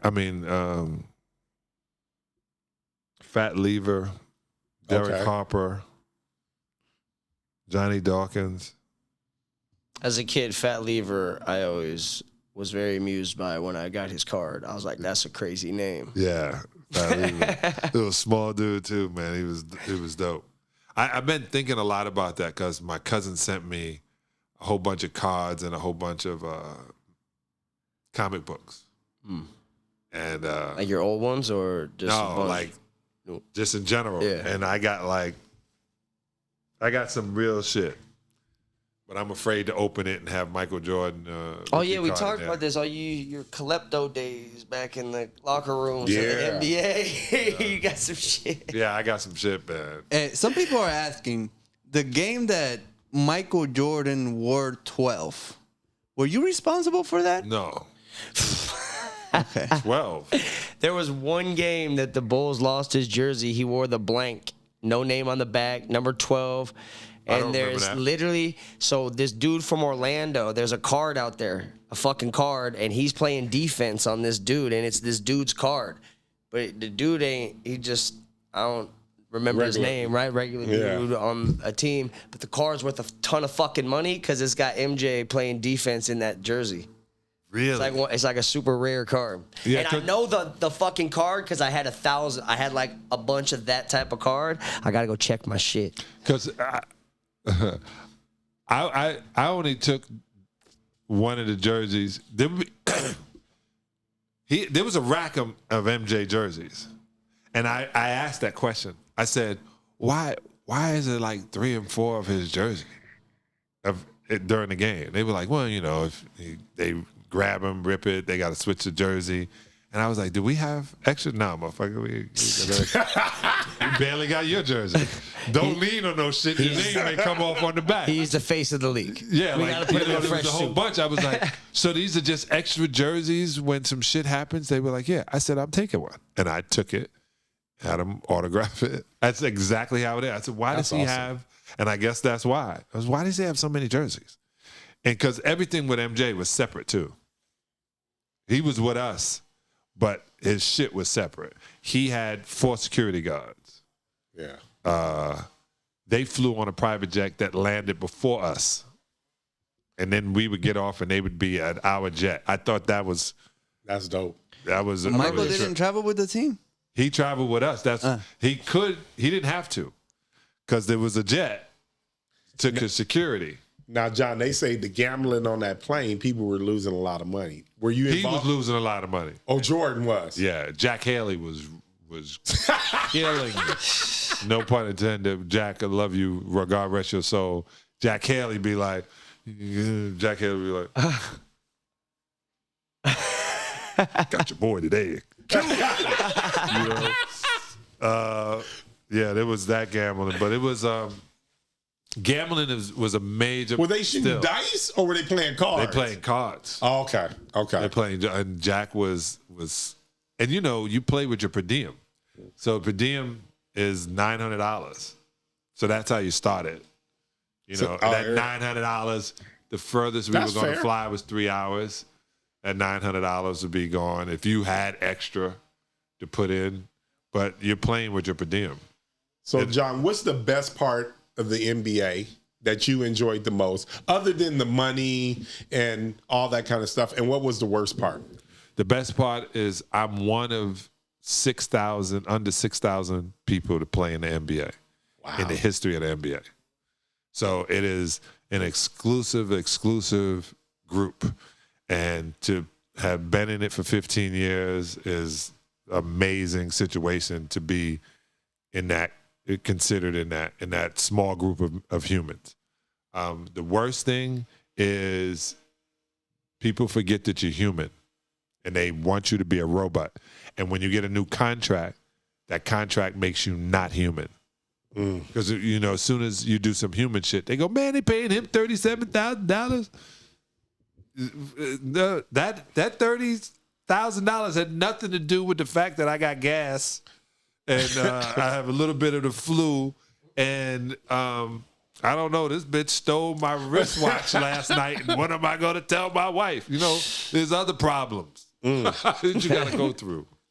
Well, talking about the human aspect of it, did you see what happened to Patrick Beverley recently, where he threw the ball at a fan? And then later on, with the interview where he's like, oh, are you subscribed to my podcast? No? Okay, then leave. And then ESPN, I think, said they're not going to have him on. What do you think about the whole Patrick Beverley? I'm so happy. ESPN came back and said that's not. Yeah. They're going to. He's not banned from ESPN. Okay. Can I just say this? Pat Beverley, I love Pat Beverley. Like, if I could have a team with Draymond Green, Pat Beverley, being on the same squad with Damon Lillard and Joker, and like, I love that kind of play, and I love that he's zoned out and he's not thinking as a considerate human. At that time, when you're on court, I have to kill you. Like, MJ would tell you, I love MJ. MJ was my road dog. I love being around MJ. But when we're playing against him, I have to kill you. I don't want you to win. I don't even want you to breathe. I want you not. I want to kill you, wake you up, and kill you again. I'm that. This is the mentality. And then when the buzzer goes off, I have to figure out how to be a civilian again, just like a soldier, right? Not just like a soldier really do kill people, but you can't expect me to be a soldier and then come home and be lovey-dovey.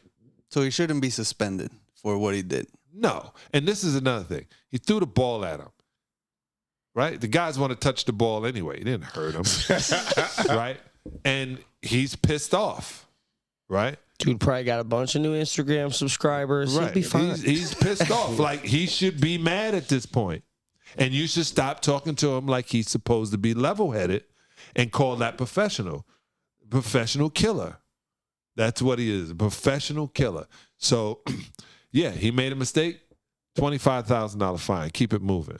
Now, when he says, hey, subscribe to my podcast, those who didn't know he had a podcast, he now got an extra 10,000 people wanting to see it because he's telling ESPN, kiss my entire ass. You're not everything. Right.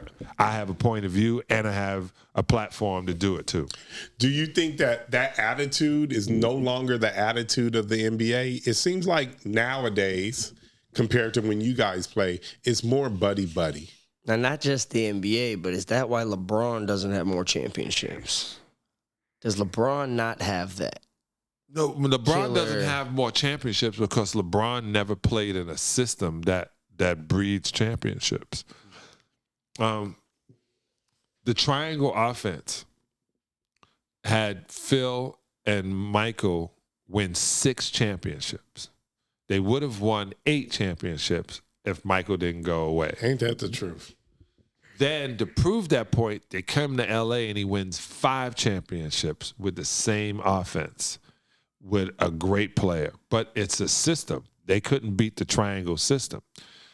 Then this guy named Steve Kerr goes and takes a version of it and wins 4 championships with it. It's a system.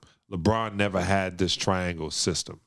It was all put the weight on him, and anytime you put the weight on somebody without the system, they didn't win. LeBron, I guess you got to go to Golden State, buddy. Yeah. Kevin Durant was the smartest move. And do you feel like, since we are talking about LeBron, what do you feel about his son entering his name in the draft after being at USC, and having a that really happened? Bronny put his name in the his name is in the draft. Yeah. He put his name in the draft, and he put his name in the transport portal. He put his name in the portal also. You have to, I think, when you do the draft thing. Oh, is that the new rule? I think it's something like that. Otherwise, like, why would he? No, he's in the draft. I wouldn't.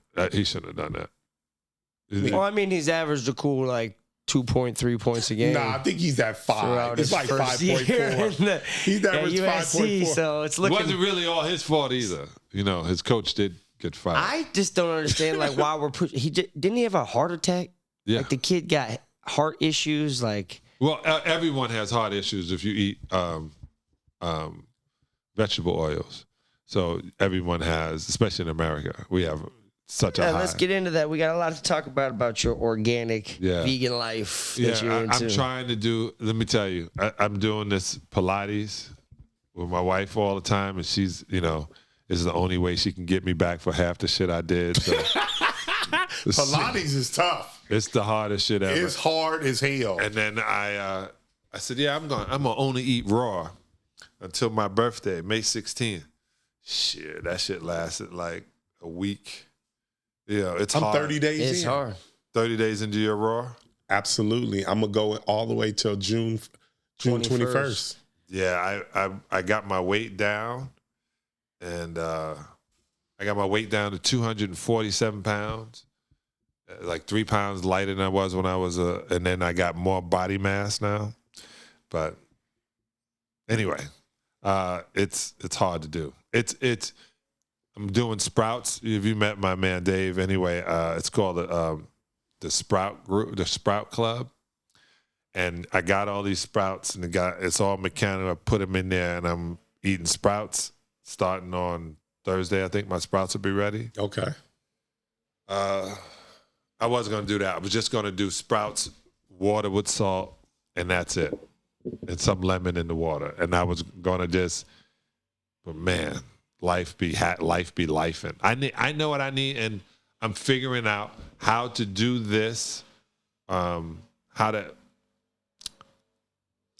do it this way, how to do all of that, the things you really supposed to do, and how to tell people to do it in their everyday life. That's hard because life be lifing. You know what I'm saying? So, and getting rid of those parasites are amazing. Yeah, I was vegan for 4 years. Yeah? Vegan for 4 years, and then he Mastros took him down. I mean, I was still vegan after that for a while, but then it was like the lifting, really, or the thing. I don't know. I couldn't get. Yeah, we was lifting weights every night. You had lobster tail? Huh? At Mastros, you had lobster tail? Fuck no, I don't eat seafood. I'm a landlocked animal. Nebraska, grew up at meat and potato. So you were vegan, and then somebody put what kind of steak in front of you? Oh, we went to Mastros. It was, but what? Tomahawk. What the fuck do we have? It wasn't He might have had. It was a big dog. And you smelled it. No. It was a bet. Like, that's when we first started the podcast. He was like, I bet you're going to be fucked up from it. And I was like, I got a 30-year meat base in here. I've only been vegan for 4 years. I don't think it's going to fuck me up that bad. Oh, he went in too. Yeah. He ate everything. Butter cake. No, he went Steak. in, ice cream, everything coming from a vegan. Did you go to sleep? Years. You didn't wake up the next day well, huh? I was fine. No, he said he was okay. Okay, so one time at band camp, with my daughter, we had gone to New York, and we went to Heavy D's house. I would always go pay respect.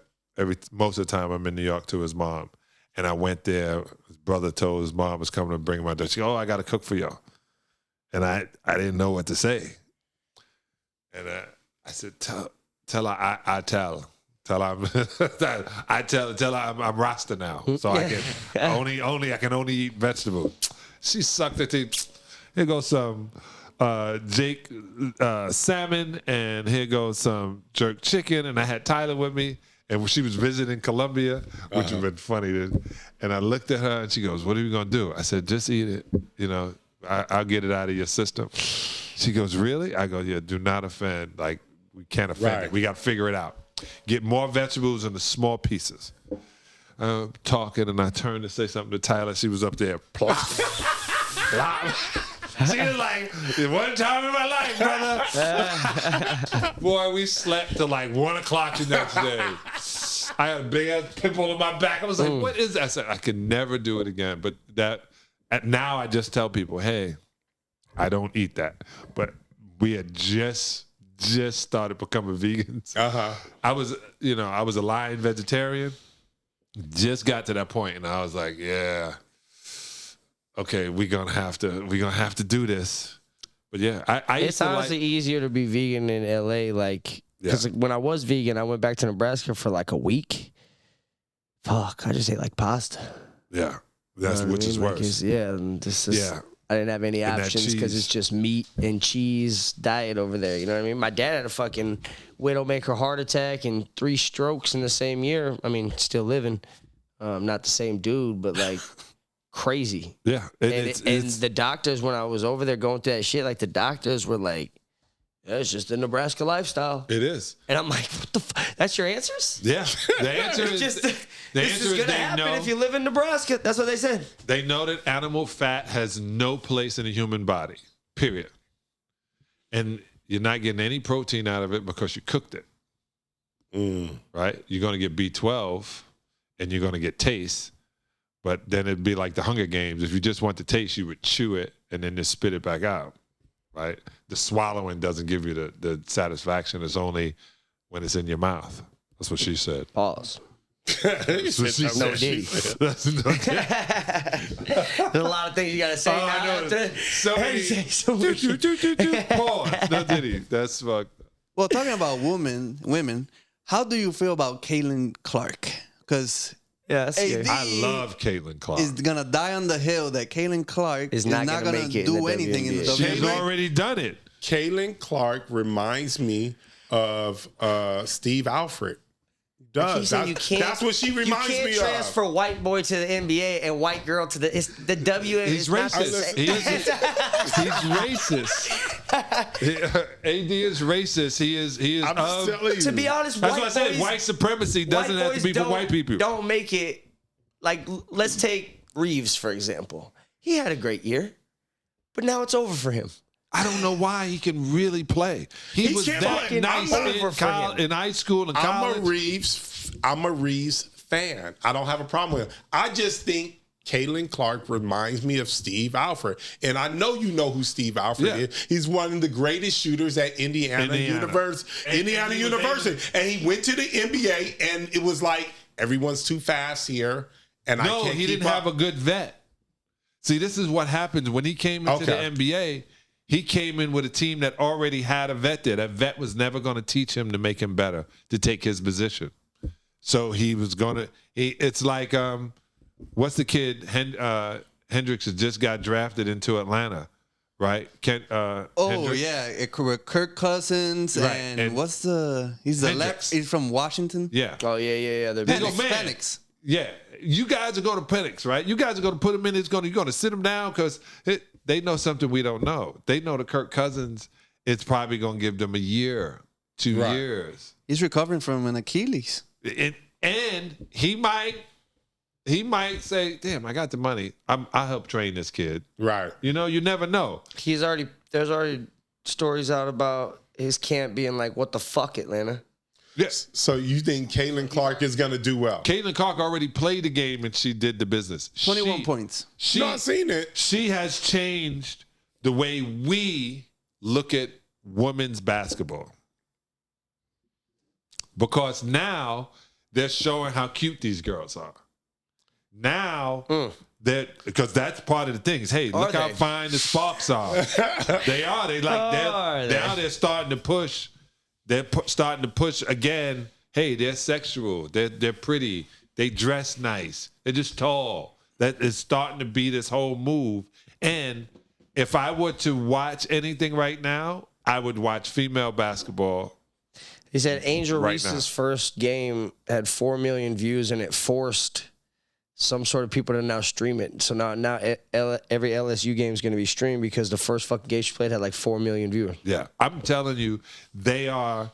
I've been saying that the future Or not LSU, is female. wherever the fuck she plays in the WNBA. Well, overseas they thrive. Well, now it's about to be here. Like I told my daughter, the future was female is why she's the CEO of this cannabis business. I don't need to be sitting up there and go, I'm John Salley, this is my weed. This is Deuces 22. This is out of her brain. I just help facilitate it. Right. The future is female. To the point where you said, and I said, I'm glad it's better that you don't have a female SSA, and somebody's going to be like, why? Because it brings a different conversation. It's like no one is asking why The View doesn't have men on it. That's fair. They don't ask that question because those are 4 women speaking from a woman's point of view. There's 3 men, now 4 men speaking from a man's point of view. And it's supposed to be okay. If I you can have wouldn't female mind on. the point of view of a big titty girl. You willing to listen to her? I'm willing to listen. Are you listening? For how long? Yeah. How long are you going to listen to her? How do you feel about the show? Do we ever talk about the show Showtime? Or whatever? What was the Lakers show that got canceled? Oh, yeah, it was good. Yeah, I like that shit. What the fuck happened? Yeah, my boy Rodney Barnes was one of the writers on that, man. That shit was so good. It was good. Because they didn't like Jerry West sued him. Did he sue him? How? Yeah, they said he hated his portrayal on the show. Yeah, and it was good. I like Jerry West after But the Jerry show. West is alive, and he's that's not how it happened, and that's not who I am. How close to reality? Oh, it was far. We never bring girls in the locker room. There's never girls in the locker room. And it was a scene, it was a girl in the locker room. And then one of the scenes was Magic was giving her head, please. Not right. The other part, the best part was the Forum Club. That was 100% real. And Mike Epps playing Richard Pryor, unbelievable. Like I walked my daughters through. We went to see Drake. God bless Drake. And at the Forum with one of my younger daughters, Taya, and then I took her through the Forum Club. I go, this is not what it used to look like. This is nice. This is really nice. But there was cocaine over there. And there was these bitches, their nipples was showing. And that was a pimp. And it was, it was so sexy. And the whole Forum used to smell like popcorn because, popcorn and elephant. Now, you know what they don't ever talk about? Yeah, the garden too, because of the circus and it just. They never talk about Jerry Buss' affinity for black women. He had an affinity for all women, and but he had a lot of black girls too, and Latino. Yeah, he had them there. Yeah, but this is a funny thing too. Not everybody got to sleep with Jerry. You understand? So he had girlfriends, right? And then. I ain't want to talk to your broad your all day. Go get all your friends and bring all your friends. Right. And so, but Jerry would have a girlfriend. One of his broads would be one of his regulars, and the rest of them were just hanging. Yeah. And I remember when I got to after I was on the team, I'm gonna say 2007. I go up. Finally, I go back to the Lakers. And I'm in his suite, and Jerry's sitting there watching the game. You can't, all the stuff back here can't interfere with the game. So he's sitting in the seats in the booth watching the game. Right. And these broads are back here talking. If you're talking too loud, somebody's going to be like, hey. After we win, you can be as loud as you want. If it's a loss, get your ass out the locker, out the suite. It was none of that celebration. So a lot of people think he was like Hugh Hefner. He wasn't. He had one girlfriend, and she had a whole bunch of friends. Oh, okay. Yeah.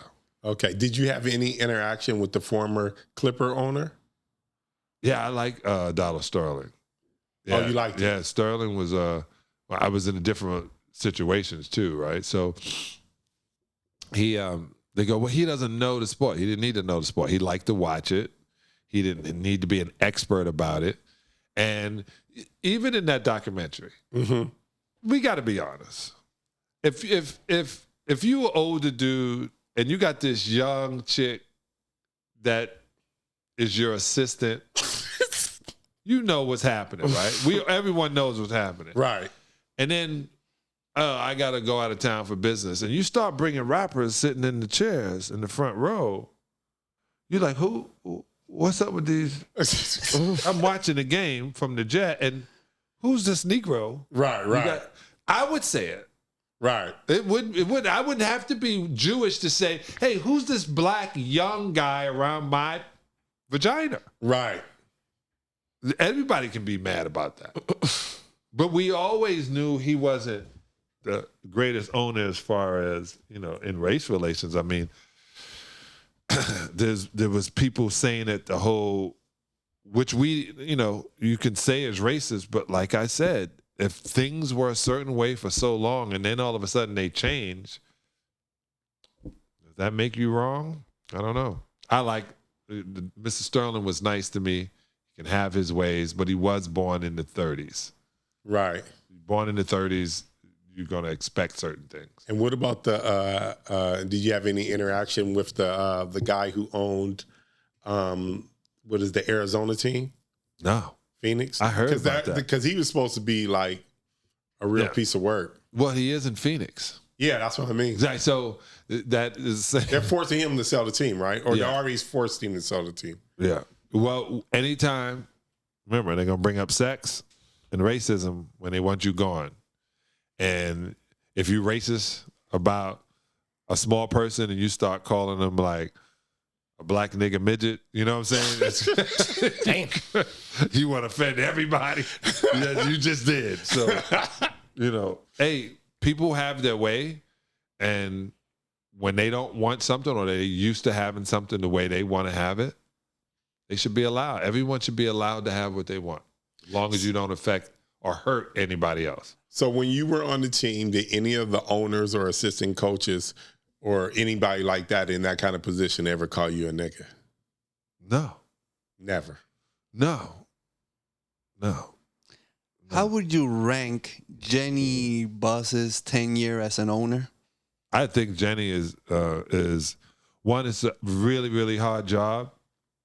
You gotta keep yourself, and you have to be ruthless, which is hard to do.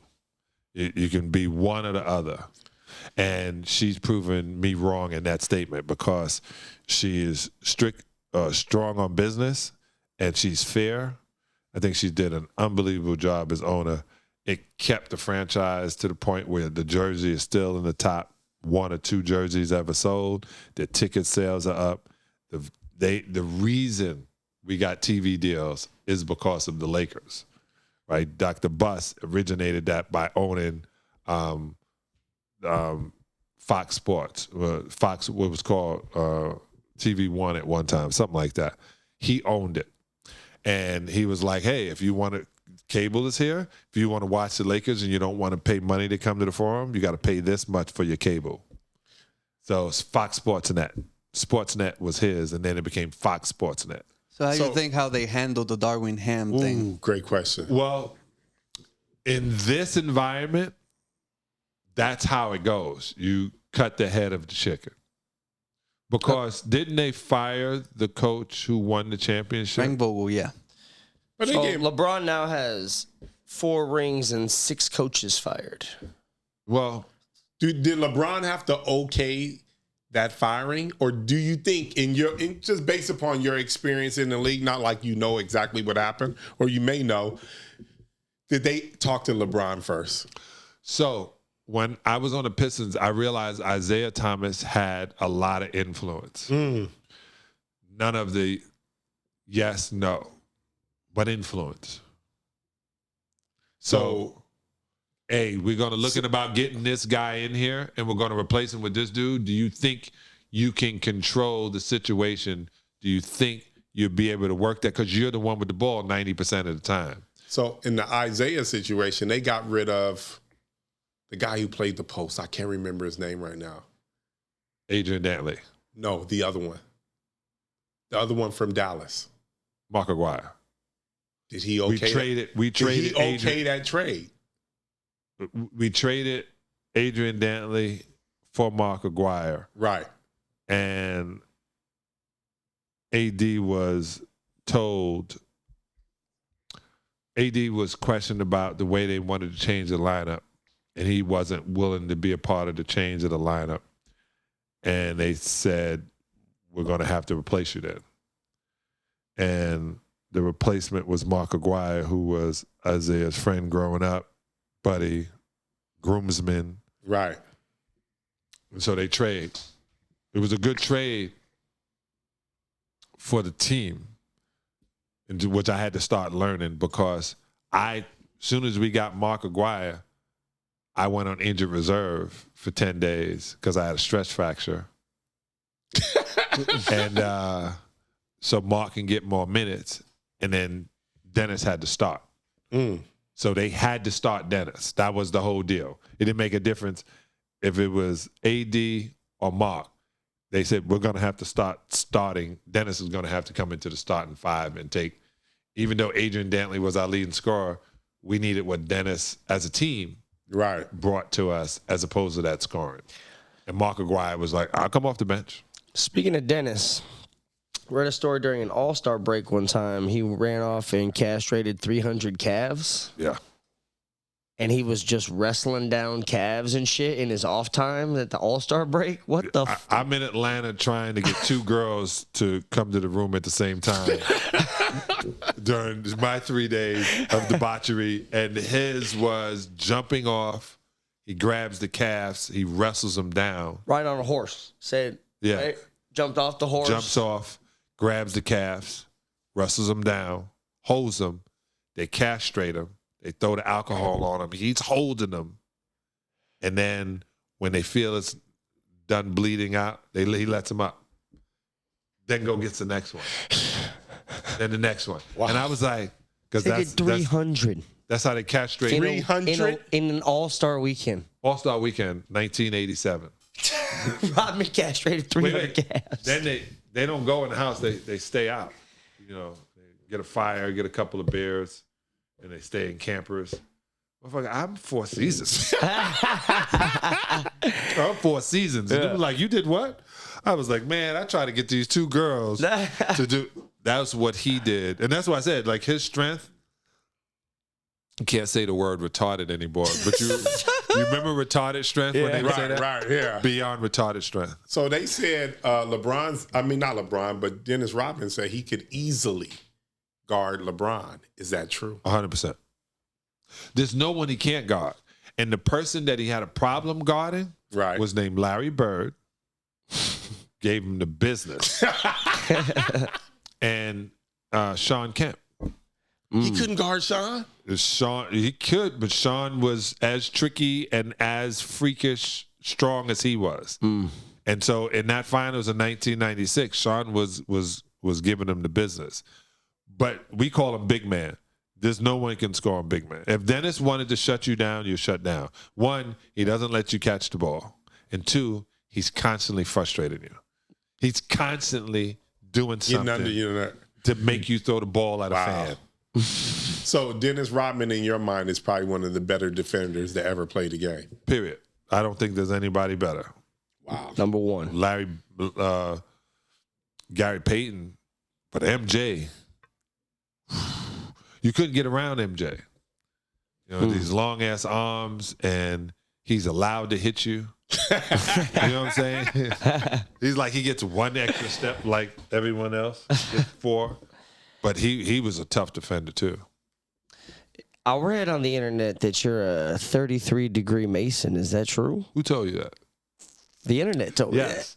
I am a 33. That's the highest degree, no? Yeah. And so Scottish that means rights. you know all the secrets to the world. The Freemasonry is. I only know 33% of it. Only 33%. That's crazy. Yeah. That actually makes so much sense when you think of John. Yeah. Well, when I was growing up, you wanted to be a Shriner. You know, the Shriners do great things at the great hospitals, and they still do. My grandpa was a Shriner. My grandpa was a Mason, and you got to be a Mason first before you become a Shriner. He was a Mason, then he was a Shriner, or whatever how it goes. But he was both. Had that little hat thing, or whatever. And all colors can become a Mason, and all colors can become a Shriner. There's the one time when they're really going into it. My cousin is in New Jersey. He is at the highest level in Shriner, like holding the book, like very proud of him. But you guys really got like your own. Like I got some books, which I don't even know if I'm supposed to have, of my grandfather's. Yeah, let me see them. But they don't read like. Exactly. You can't not understand knowing what you're reading. The fuck is it? You cannot understand what the fuck is in this book. Because just like the Bible. Yeah, I guess. But like it's like a different language. It just like the Bible. Yeah. The Bible is written in parables. Jesus said that. You have to write them in parables because not everybody is going to be able to accept the truth as it is. So it's in parable. And then when I pledged, my brother was Prince Hall. When I pledged here on Wilshire in Hancock Park at the most beautiful temple, I learned a lot. And when I became a 32nd degree Master Mason, then I kept moving into it. And the reason it's funny is none of the shit you hear on the internet is right. Right. And then I laughed and I said, "Oh shit, everything is." So my question, I went to one was like, I shouldn't say, but I went to one and I was like, I wonder, like, at what level does the cool shit start happening? Right. Like eating babies and all that shit or whatever you guys do to stay young? Because I went to one and it was like some weird cafeteria. It wasn't like a cafeteria, but it was like, it felt like cafeteria food, and it was just like this meeting. And that's all it is. I was like, when the fuck does the sacrifices happen or whatever? Men used to have places to go. Oh, I'm going to the lodge. That was what they would say. I'm going to the lodge. Yeah. And it's a gang. You join the gang, you pay your fees, you do a couple of oaths, things like that. You learn how it is, but none of it is Illuminati.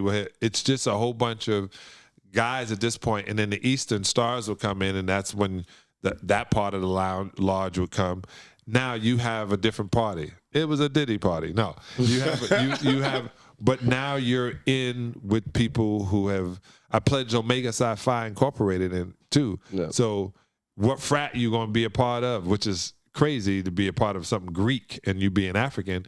But are you going to be Alpha? Are you identifying with the Alphas? You identify with the Kappas or Omegas? Like it's the same shit. So when you're pledging in the fraternity of Freemasonry, you're joining the lodge and you're wanting to be of the like mind of these people. That's how you figure it out. Does it have to do with religion?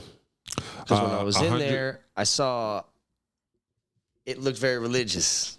No. So what it has to do with is numbers, and a lot of it is. That's why when I was so happy when I had gone to Egypt, and like people didn't understand, is a lot of it is based on Egyptology. The way I see it, the floor being black and white, the size of the room, how to build things, that being a job of masonry too, like knowing angles and knowing. So when they saying it's crooked, it's not. Being a mason is knowing your angles, knowing what 90-degree angle is, what 45-degree angle is, what 35-degree angle is, what it does to that structure. So you know all these things? Yeah. They teach you how to really build, like you could just go build some shit right now? Yeah, once you pay attention. Yeah. Once you pay attention to it, yeah. Like, there's classes now where they're showing people doing cement and masonry work, which is the one thing, not one thing, but something that we really going to have to pay attention to, because people don't know how to build. They know how to think about something, but they don't know how to build. They don't know how to build a relationship, friendship, business. They don't know how to build. And masonry teaches you one brick and another brick with a mortar in between it and another brick on, what will make it stand strong and what will make it tumble. How much power do the Masons hold right now with the decisions that affect the United States? Not as much, because at one time a lot of the people in power was of the lodge, and then they weren't. But they weren't trying to control the world. They were trying to explain what I just did. When you build something, you have to build it with a foundation, strong foundation, and then everything above it should last. Do you ever feel like you're fully at home when you go to like Washington? Yes. Because everything's built around masonry, like the streets and shit, right? Streets, so is Egypt. Structure. Egypt? Egypt was, so Washington, D.C. is a replica of Egypt. Yeah? Yeah. Damn.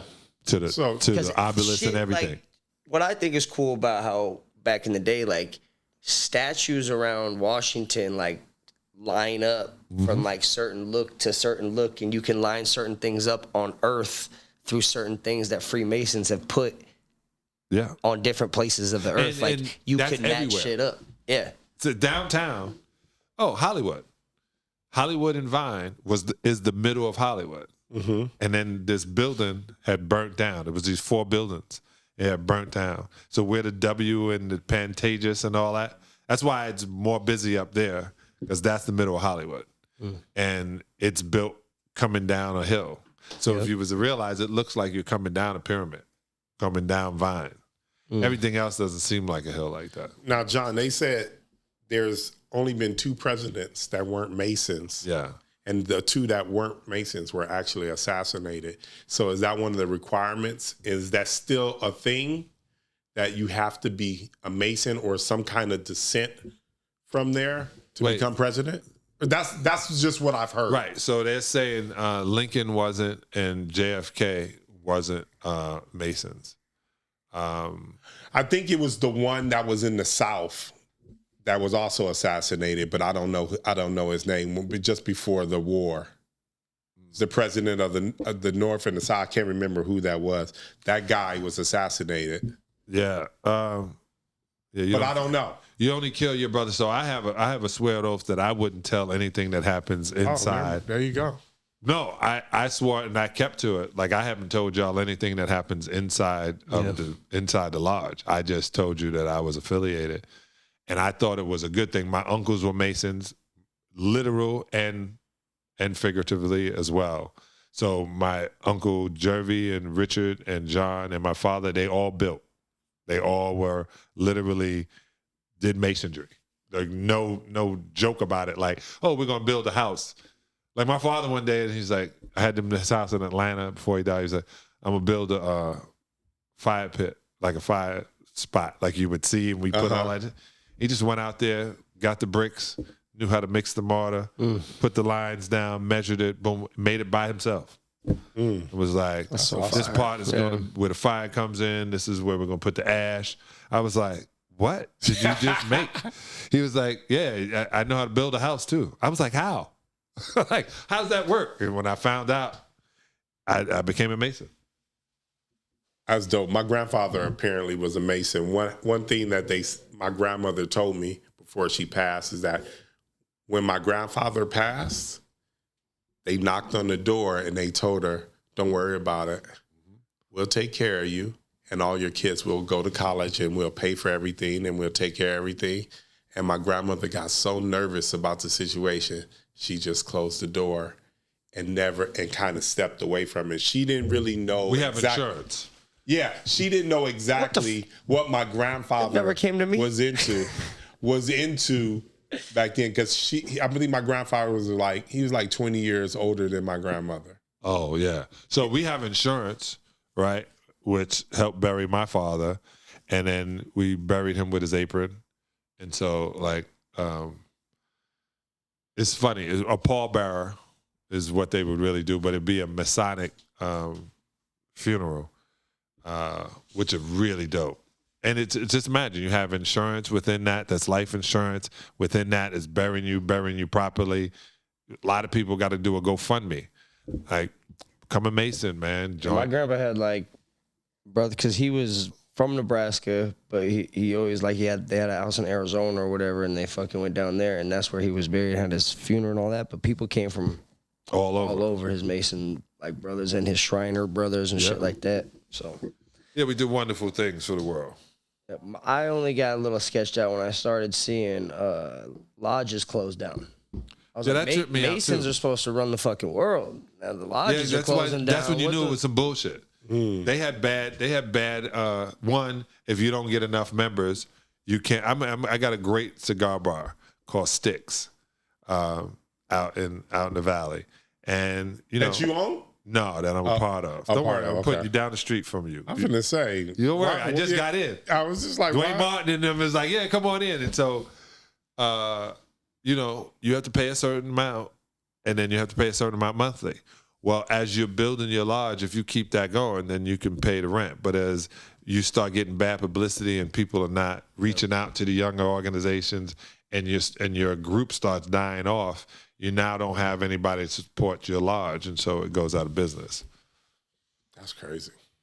Freemasons, man. I got to bring those books. Yeah, you gotta give them up. Plus, you don't want to read them yet anyway. Exactly. You said I got to give them up? Like I got to give them back to the people? Because I will. Because if that's the rules, I'm not trying. Yeah, I'll take the books and give me a couple of those. What I usually wear the cufflinks. I always felt weird about having them. Like, am I supposed to have these? Because I can't fucking read them, so it feels weird. Yeah, I'll take them. What worldly events that we haven't got an opportunity to talk to John about? I don't know worldly events, but Bad Boys is coming out soon. Yes. Bad Boys 4. They put you in that bitch? Yes, I did. June 7th. I got the most memorable part in the whole movie. That's how I'm going about it. Red carpet, everything. Where's the red carpet at? With the first one? My daughter just asked me that 2 days ago. I go, they didn't have me at the first one, bitch. I don't know. This is the craziest thing. I'm with Will when we were watching Bad Boys 3. And he has this private screening. I'm not in it and so everybody comes by, good move, and sits down. And then I come sit next to him and I'm looking for it. He goes, all right, Sal, what do you think? I go, I should have been in there somewhere. He goes, there was no room. This is like in Bad Boys. I said, I'm just saying, it's good, but I should have been in there. And he knows I'm being funny, but he knows I'm fucking dead serious. I'm pissed. I'm like, motherfucker, I should have been in there. I get up and walk away. Anyway, we do some shit. Comes down to it, they're coming back. He goes, hey, yeah, doing Bad Boys 4. Wrote you in a part. There you go. It's gonna be in April. You available? Yes. He said, can you check, Sal? I said, I'm available if I'm doing something. I am. Like if some shit is happening, it's not happening. I'm doing it. And it was the funniest. Like this time I got to be at the table read. And we in Atlanta. That's and the dope. shit was funny from the table read. And I was like, oh shit. And then, I just been doing it long enough to, do I want to give them what I'm going to give them when I'm on set? Yes. So when the part came and I gave it to him how I was going to give it to him on set, when I got there, I had 3 more lines. And that's all I'd be asking Will. Like, give me 3 minutes. 3 minutes out of 85, out of 110 minutes is a lot of minutes with the shit focused on you. Funny as hell. Wow. Hell yeah. Yeah. Martin, When does it come out? June 7th. You know how people are like, man, Martin was different than that. Martin is he back and on top, but this shit is funny. So it's like between you and Did Martin. you lose some weight? But I think it was important. I think everybody just used to skinnier Martin. Yeah, but he's slimmer and but the quickness of his wit. Okay. Is like in Bad Boys 2 when they were shooting up and the Jamaicans and all of that shit. Right. And he was going crazy. That was funny as hell to me. And I think Martin is back at that point. I love it. Yeah, it was a good twist. That's just funny because he's like trying to be like a better dude. Yeah. Like, please stop making it. And probably lastly, I wanted to talk about, unless you had something. I got a lot of shit actually, but what I want to talk about is okay, go. Wait. It on this topic? No, like good definitely transition? different topic. No, different topic. I want to talk about the fact you put a restaurant in a blue zone. Yeah, man. I don't know if these guys know what a blue zone is. Yeah, so I got this documentary coming out that I'm we down did. with the blue zone. Okay, so the blue zone is where people live to 100. To 100. Or beyond. That's dope. Centennial. Yeah. So we have a blue zone here in California, and it's called Loma Linda. So up and to it 10. blew my mind. I didn't know we had one so, I didn't so know close. that. Because like even like half of them have closed. Who's the like, there's no community blue of zone. people? 7-Day Adventists. It's because they're It got to be their diet. vegetarian. And they eat a lot of what they've been finding out beans. So this is the other thing. There's only 8 places that have this thermal water too, and California is one of them. Honduras is one of them. So when you go out to hot springs, right? That thermal water, the problem is sometimes they put chlorine in it at some of the places because they don't want to get sued. Yeah. But this place is amazing. And on the way to the hot springs is Loma Linda. So I was involved in Planet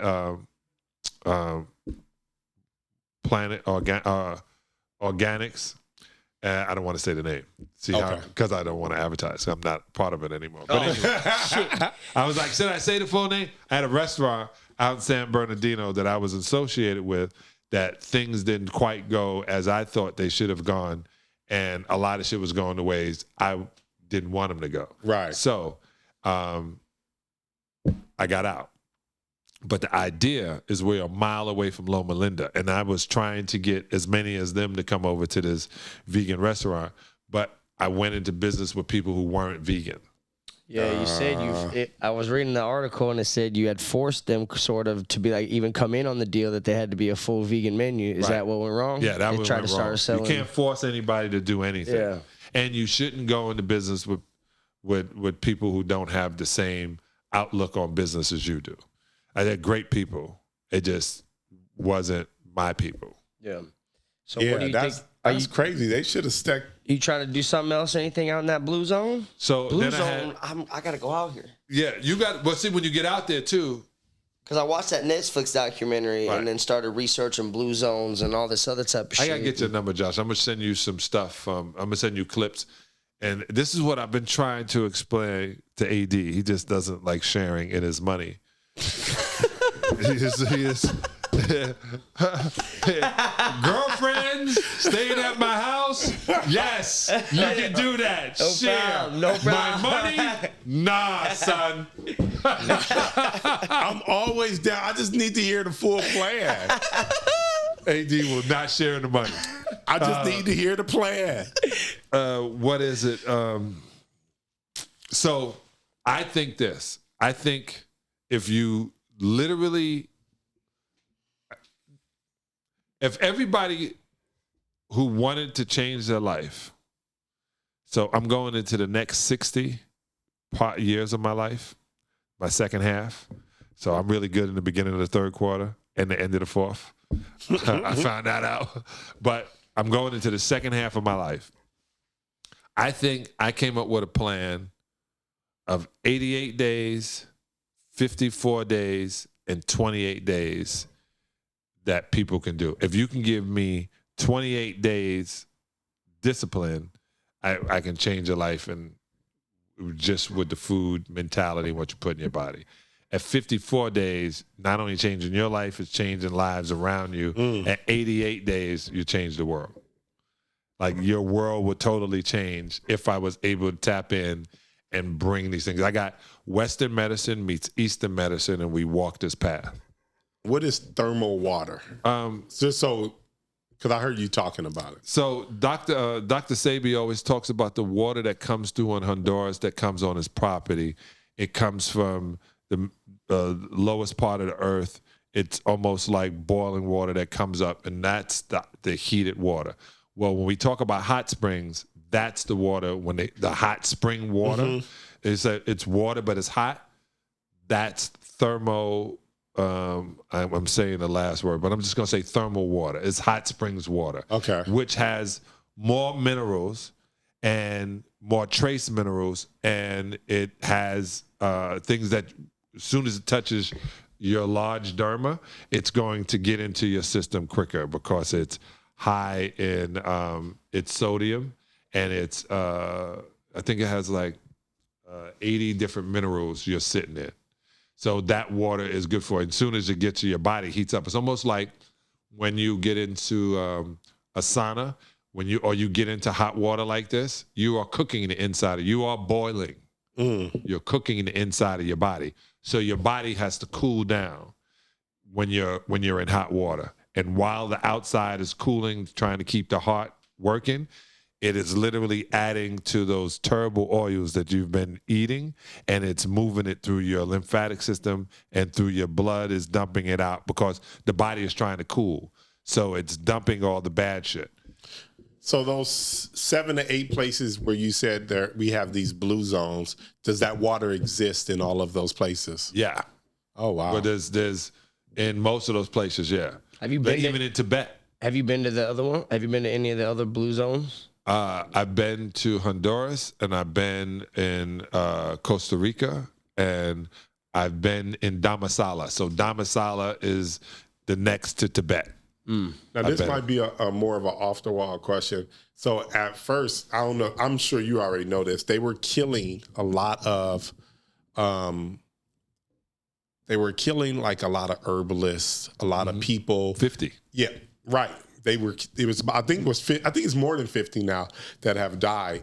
Did they kill Dr. Sebi? In the best of your knowledge, was it something intentional happening? Because they always talk about this whole thing that's going on with these people that actually are saving the world. And do you think he was a victim of that?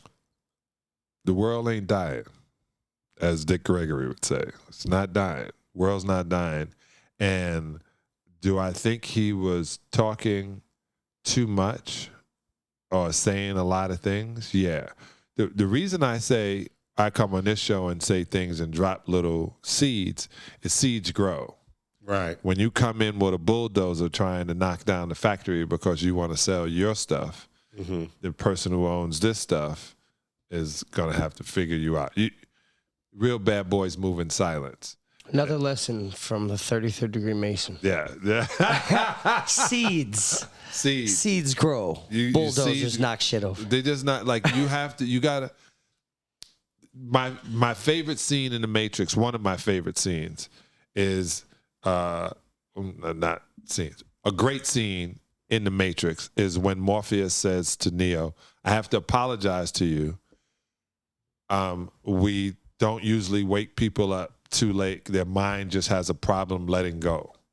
Meaning, if you don't let your mind go free, then you won't be free. If you're locked into the system, then everything is connected into the matrix. It's when you don't feel past that. It was a scene in Django. I just saw Jamie Foxx yesterday too. That was a trip. He's doing well. That's good. Yeah. And there's a scene in Django where they're in the cage and Jamie gets out the cage and the two slaves are staying and the slaves won't get out of the cage because he said, you're free. He said, free to do what? Their mind was trapped along with their body. That's all they knew was slavery. That's all they felt they were ever going to be. That's all they were. Their brain couldn't see past that. So you got to see past it. Now, there's new science talking about that, for one, we've learned how to stop aging in rats for the first time in scientific history. Some other guy was talking about if we're alive 5 years from now, we'll be able to live 500 years. Yeah. And he said by 500 years, we'll be able to live millennial. Yeah, whatever the fuck he said. You heard about any of this? Yeah, so the body is designed to live a long time, and they've been following the man who lived to be 256 years old in Asia, Vietnam. They started jotting down, okay, he's 177 right now until he got to 256. I literally, when I checked out, just being executive producer of Longevity Hackers, I see what people are doing. Like, I have a friend who's on a water fast, and I took off the water fast and put her on fruit and said, just drink fruit and water. And the first thing she talked about is she lost 6 pounds. Her brain is open. Her libido is through the roof, she said. She said, I have not been this horny in so long. And I was like, that's good to know because she's over 30. And a lot of people get to that point where I don't even think about sex. So I need it. But it's not just the sex, it's the energy. Like the energy around that area that keeps you from having prostate cancer. High testosterone usually doesn't have prostate cancer. And ovarian cysts and all those kind of things. That a lot of things happen with free radical cells, which you guys call cancerous cells. Free radical cells join together. Those free radical cells, those free thinkers, you got to get out of this system. So it's funny. You got to be out of the system to have your body in a system. Speaking of, you see that Bragg's right over there, that apple cider vinegar? She used to be a health product, now bought by them rich cats and turned into a conglomerate with Bill Gates' apparent fake apples. How you feel about the food we're getting? Well, see, I know the Bragg. And are we just forced into, like, I try to look and see this, but there's so much shit that comes out all the time, man. It's like, when did your beard go black, gray, red? You ever wonder? My wife's a redhead, and I wondered when it went black. Her hair went black, then went gray, then went back red. My hair is not. You brown. I have. This is only a pigmental thing that's only in my beard. That's a Norwegian Viking right there. That's what that is. Let me just say this. But I know the Bragg family. I don't know the Bragg family, but when I first got going with this lifestyle, this Bragg was in everything. Mm-hmm. And he died surfing. You know what I'm saying? He didn't even die regular. He hit his head and he died surfing or something like that. Supposedly. So supposedly. This when you get the vinegar, okay, vinegar one makes everything taste better. So if you don't believe me, get some collard greens and put some vinegar on it. It's going to taste sweet. It's how it works. And your body is going to be able to understand it because that alkalinity is at 7 and your body is at 5 and 7. So it's going to be sweet on your tongue. You can also check by putting apple cider vinegar in your mouth what it does to the back of your throat, whether you can digest things or not. So I think it's called MOC. I can't remember the pronouncing of it, but there's certain enzymes that women have that get more of. It can tell you whether they can digest carbohydrates. You see some girls, they get to 30 and they look like a blow-up doll. Like as soon as they get to 30, they get like this, right? Their body information changes and their body can't break down certain things, so it swells up in its cell. And the fat cells throughout the body swell up because it won't digest the food, won't put it through the system. That's what I've been trying to tell. Like D-herbs, when I had heard about them, but then somebody close to me was all bragging about him, and I was like, okay.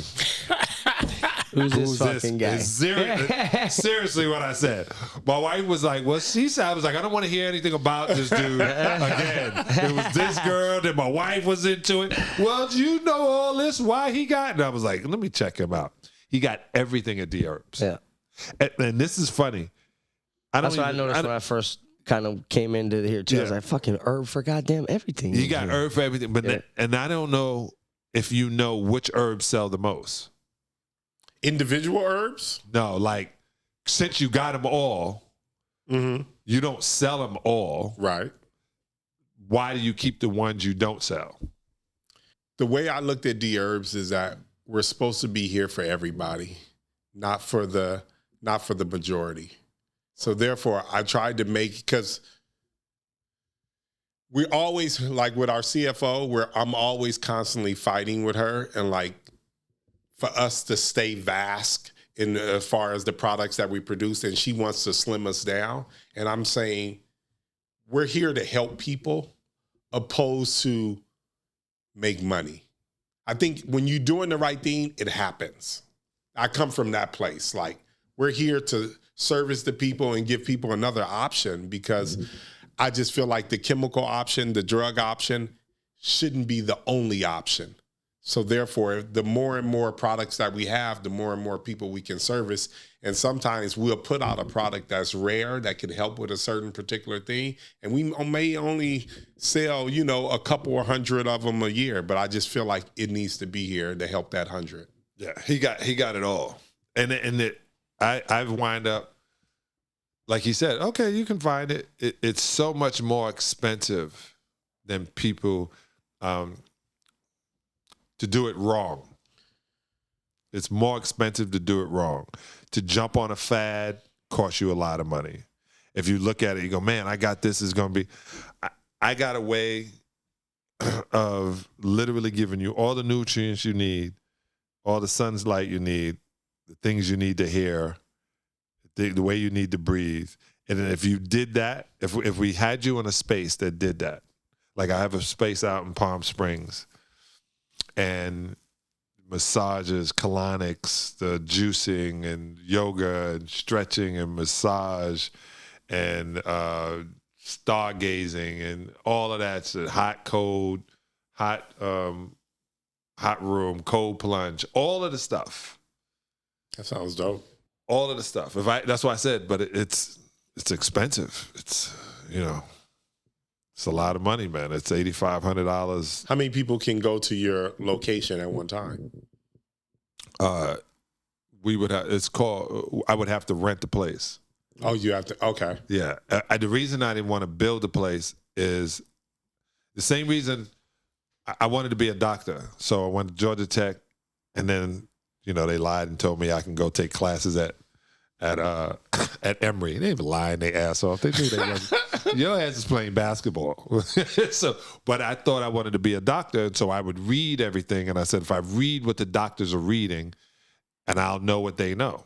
That was my mentality. And then I understood how the body worked as they broke it down for me in layers. I realized I didn't like being in a hospital. I do not like hospitals. So even if, I would have my mom's in the hospital, it would take at least me smoking, and then I would have to spray down because I didn't want her to smell it, and then go up in the hospital. It just took, when I was a young kid, I was sickly and and I did not like going in. I don't like him much either. And I don't even like I'm so stressed out when my kids are being born. Like I've had 2 kids. Being in there and just knowing everything about hospitals and what can happen, or great place to go and get sick. Are they like when they put that fucking shit on your kid and all the other shit? Like, do they need this? And I'm in there just fucking losing my mind almost in that bitch. I get in fights with the doctors and shit. Yeah, and it's already, they don't know anything. They only know what they're told, right? They and they're saying, so do you. The difference is I was sick. So when I had pneumonia and it was dire, and then my mom just said, okay, enough of the antibiotics. I'm going to do what I know, and got me yellow root and got comfrey and fenugreek and black walnut and magnesium. I was better. And I was like, this is it. So every time we would get sick, like I make this thing called a haha juice, where I climbed the mountain here in California. I'm not going to tell you where. And you have to do it at night. It's called arborescence. People say, oh, I have that. But this one had been growing for 5 to 6 years. The original name is the Mexican green drink. So in the Mexican community, when somebody gets sick, they go get the Mexican green drink from the same place that we do Santeria. All right, so it's in the same spot, but this literally heals. It has a distillate, it has a honey, and it has this this aloe, certain aloe that grows a flower. You have to blend it. You have to be in a good mood when you make it. The whole shit. There was guys that we all know when they had COVID. I shipped it out. And they were all bragging about they were going to tell everybody I had the cure. And I was like, I ain't have the cure. I met this lady in East LA. And then as opposed to me just getting it from her, I was like, teach me how to make it. She was like, no. Like, give me my $100. I was like, you got to teach me how to make it. I said, because this could really help people. And when I realized, this is all going back to Dr. Sebi. When I realized they want you to die before 65, so you don't have to be paid, right?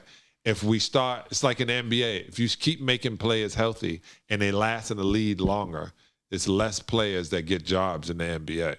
So let them go ahead and have sex with video vixens and this person and that person. Let them burn themselves out of the league. That's a story, and we're going to have the next play in right after that. Yeah. But if you take care of yourself, you can play 20 years, 22 years. Some it's really hard to do too. The only reason it's hard to do is because you just don't like it after a certain amount of time. And that in the Blue Zone in that documentary, they talk about like just people don't carry on the traditions of these blue zones. Like the reason that they're blue zones is because of how they hand make their foods, or they take walks, or the way that like older people, they live together. Like they'll get divorces at 70 and remarried at like 85, and like it's just like a mindset. I was watching one down in like South America where they had like this wine that was still built from the same fucking, and it's like so good for you. They call it medicinal wine, and it's like golden, and it has so much different like properties in it, and it's still like buried in these barrels in the ground that are like ancient barrels from the time. And that shit is like time, I feel like, or like maybe just America. I don't know. Well, we're designed to be new. Plastic. Yeah.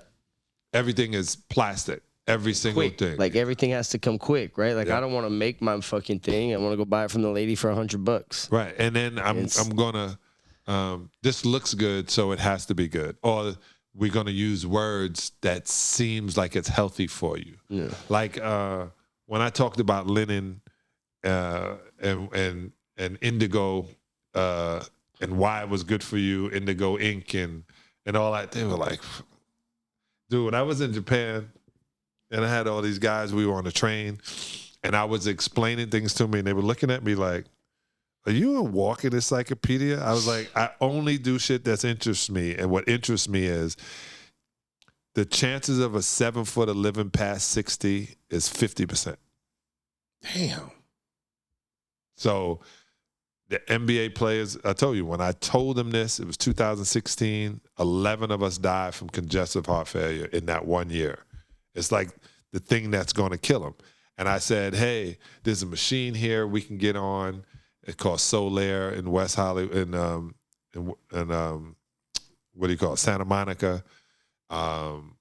People like Diana Ross are on it, Barry Gordy, my boy Brooklyn, who had a heart transplant. First thing he said is, if I would have known about this place before, I had my mother there at 82. She lived to 96. And the only reason my mother died is she didn't want to live anymore. She's just like, Johnny, like all my brothers and sisters are dead. Like I'm 94. Cut it out. Stop letting me. I was like, Ma, like, you're my number one, test guinea pig. I was like, I don't have time for a funeral. She was like, just keep yourself alive. And I was like, yeah. And then I thought, I went pro when my father turned 62. I had just gone pro. He was so proud. And then I realized, what would I have told, if I knew what I knew now, when he turned 62, what would I tell him to do? So I'm about to turn 60, and that was it. I was like, colonics, raw. If I eat cooked food, I have to talk about when it is cooked, how long it was cooked, what it was cooked, and keep as many vegetable oils out of my food. I'm not even gonna say meat because I'm strict to vegan. But if you had to, it'd be a steak called a Tuscan steak where you sit and you marinate it in wine for 24 hours, and that breaks everything down, and even the bad fats inside of it. If they would have to have meat, and then I don't say much because I know there's Africans that literally eat meat once in a while. There's Asians that take one fish and, they Jesus the situation. They take it to a sushi bar and they put it in little pieces and the seaweed and the things that go with it. I'm telling you, I was going to do a piece going around the world talking about food, how it works in the body, but how it works mostly for Africans, or people of African descent with more melanin in their system is plant-based is better. Mm. What about for my white ass? Well, you are. What's better for me? You are Norwegian. You are Slavic people. and they do better when eating animal flesh because there's no vegetables around. But I knew it. But Eskimos have the highest form of osteoporosis. And they only eat animal seafood. And so they're not getting the nutrients that they are, even though they're getting from the sun, they're getting a lot of D, but they're not feeding that into their body. I sat there, that guy has bulletproof. I did this speech one time in Arizona, and I went first, and then he went on after me, but I left. I didn't listen to him. And when I got back, they go, did you hear what he said? He said, everything you said was 100% wrong, and that I didn't know what I was talking about, and this, that, and the other. And I didn't say anything. And I said, oh, yeah, that's what he said. So I act like I knew. So I get back, and I'm still talking to him in school, and he's just looking at me, and I go, in the long run, anytime you have to blow somebody else's candles out to make your party look better, it's going to come back to you. They're going to start killing this dude. Watch. And I just said that. I said, because I know, like Dr. Sebi would say, I know as an African, of African descent, how my system is different. Like, you have blue eyes. That means your eyes are more sensitive to the sun. They're green, more sensitive, right? I have brown eyes. So soon as the sun hits me, something reacts inside of my body, is why we can be in the sun. We get darker when we get in the sun. Well, when green eyes and blue eyes people put shades on, they burn, because now the body is not alerted that the sun is trying to come in. What? Yeah. So the only reason. So don't wear sunglasses and I won't get burned. You won't get burned. That's wild. And if you really want it, if you really, you should just get shea butter and put shea butter all over your body before you go outside. Tons of it, like, feels like it's pasty. Don't wear glasses. Your tan will be the prettiest tan you've ever seen, because now the melanin that your body does have, you have it because you have it in the color of your beard. That means if you got that color can come through here. All of a sudden, you would tan differently. Yeah, my mother-in-law is Polish with red hair and would be like staying in the house in Miami. Yeah, I said, I got you. And shit does not work, Johnny. She does it all the time now. Now she can be in the sun. Shea butter. Shea butter. Got it. Shea nut butter. Not just nut butter. Yeah, no. Pause. The one thing I wanted to ask you, so we posed a question on the show about Weinstein. So because I mean, it's in the news. It's in the news. So therefore, one of the question, we just want to kind of get your feeling about the situation, because you're a real worldly person. Is that, should the women have known? Everyone knew. No, should they have known and known better to go back and read lines with him in the middle of the night at a hotel? Did they go to play the game? That game that's being played? Or should they have brought their agent, brought their boyfriend, what do you think? Is he wrong? And the only reason why I say that, because it seems like he's about to get off. Because I think they just already took away. He's from my neighborhood where I grew up. Isn't that crazy? Like, my brother grew up with Weinstein. He was like, "Oh, you're Ronnie Sally's brother?" I go, "Yeah." He goes, "Your brother kicked my ass when I was like, I know, but it has nothing to do with me watching a movie." Put me in a movie. And they were great at pushing things. And when it was Miramax and they were hardworking at that point, I feel really sorry for those women who were put in a position of, do this or you won't work. You know, do this or you'll never work. The abuse of power. Oh, for sure. That's what I feel sorry for. But there was a thing, what I realized, you ever heard of a casting couch? Oh, yeah. We talk about him all the time on this show. Way before Harvey Weinstein. Right. So, you ever heard of a dog fight? Right, you heard of dogs fighting. Yeah. There was way more dog fighting before Michael Vick got put in jail for it. But Michael Vick got put in jail for all the dog fighting. Harvey Weinstein got put in jail for all the casting couches. Do you think those women knew what it was and they wanted to play the game and they wanted that role? They wanted that more for their career? And is he at fault? I know he's at fault in the sense that he abused his power, but is he? Are they? Do they play a role? The girls who said no, we don't know them. Yeah, that's true. We don't know them. The ones who said no, I'm not doing this. We don't know them. We don't even know that they ever wanted to do it. Right. So you're looking back and going, okay, just I'll take a pill. It'll last 5 minutes. This is what they said it was about. This is the way men are. Right. So, like Diane Lane, I love Diane Lane, man. She said she had to put up with that shit. And Gwyneth Paltrow, not Gwyneth Paltrow. I think so, because I heard a story that Brad Pitt wanted to beat up Weinstein over messing around with Gwyneth. Yeah, I think it was Gwyneth. Who was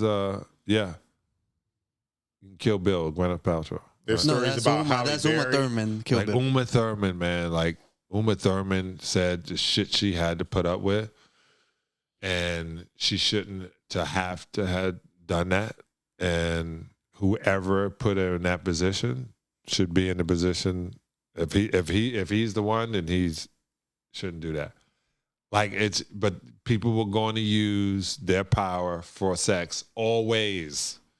Always. Like, it's good to be the king type mentality. Is that the way of the world? Because we already know, like, even at 7-Eleven, you have a manager there, and he's abusing his power to a certain extent. Yeah.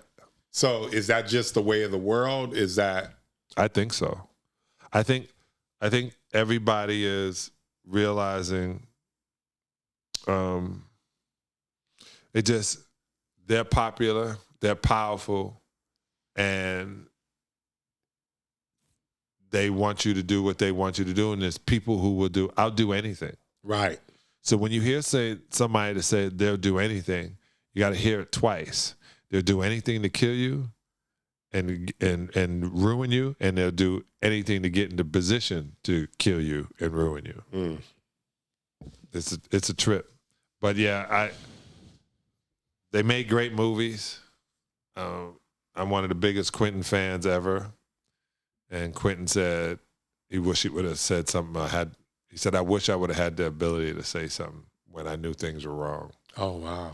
But can't. Welcome to Hollywood. Damn. There you go. Thank you, you bastard.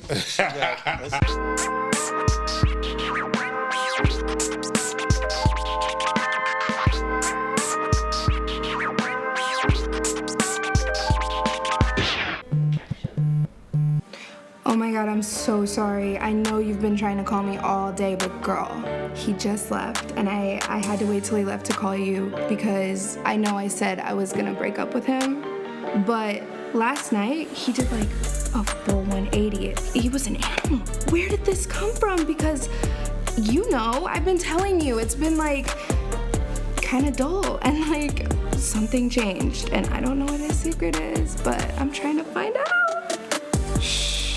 His secret, sword vitality.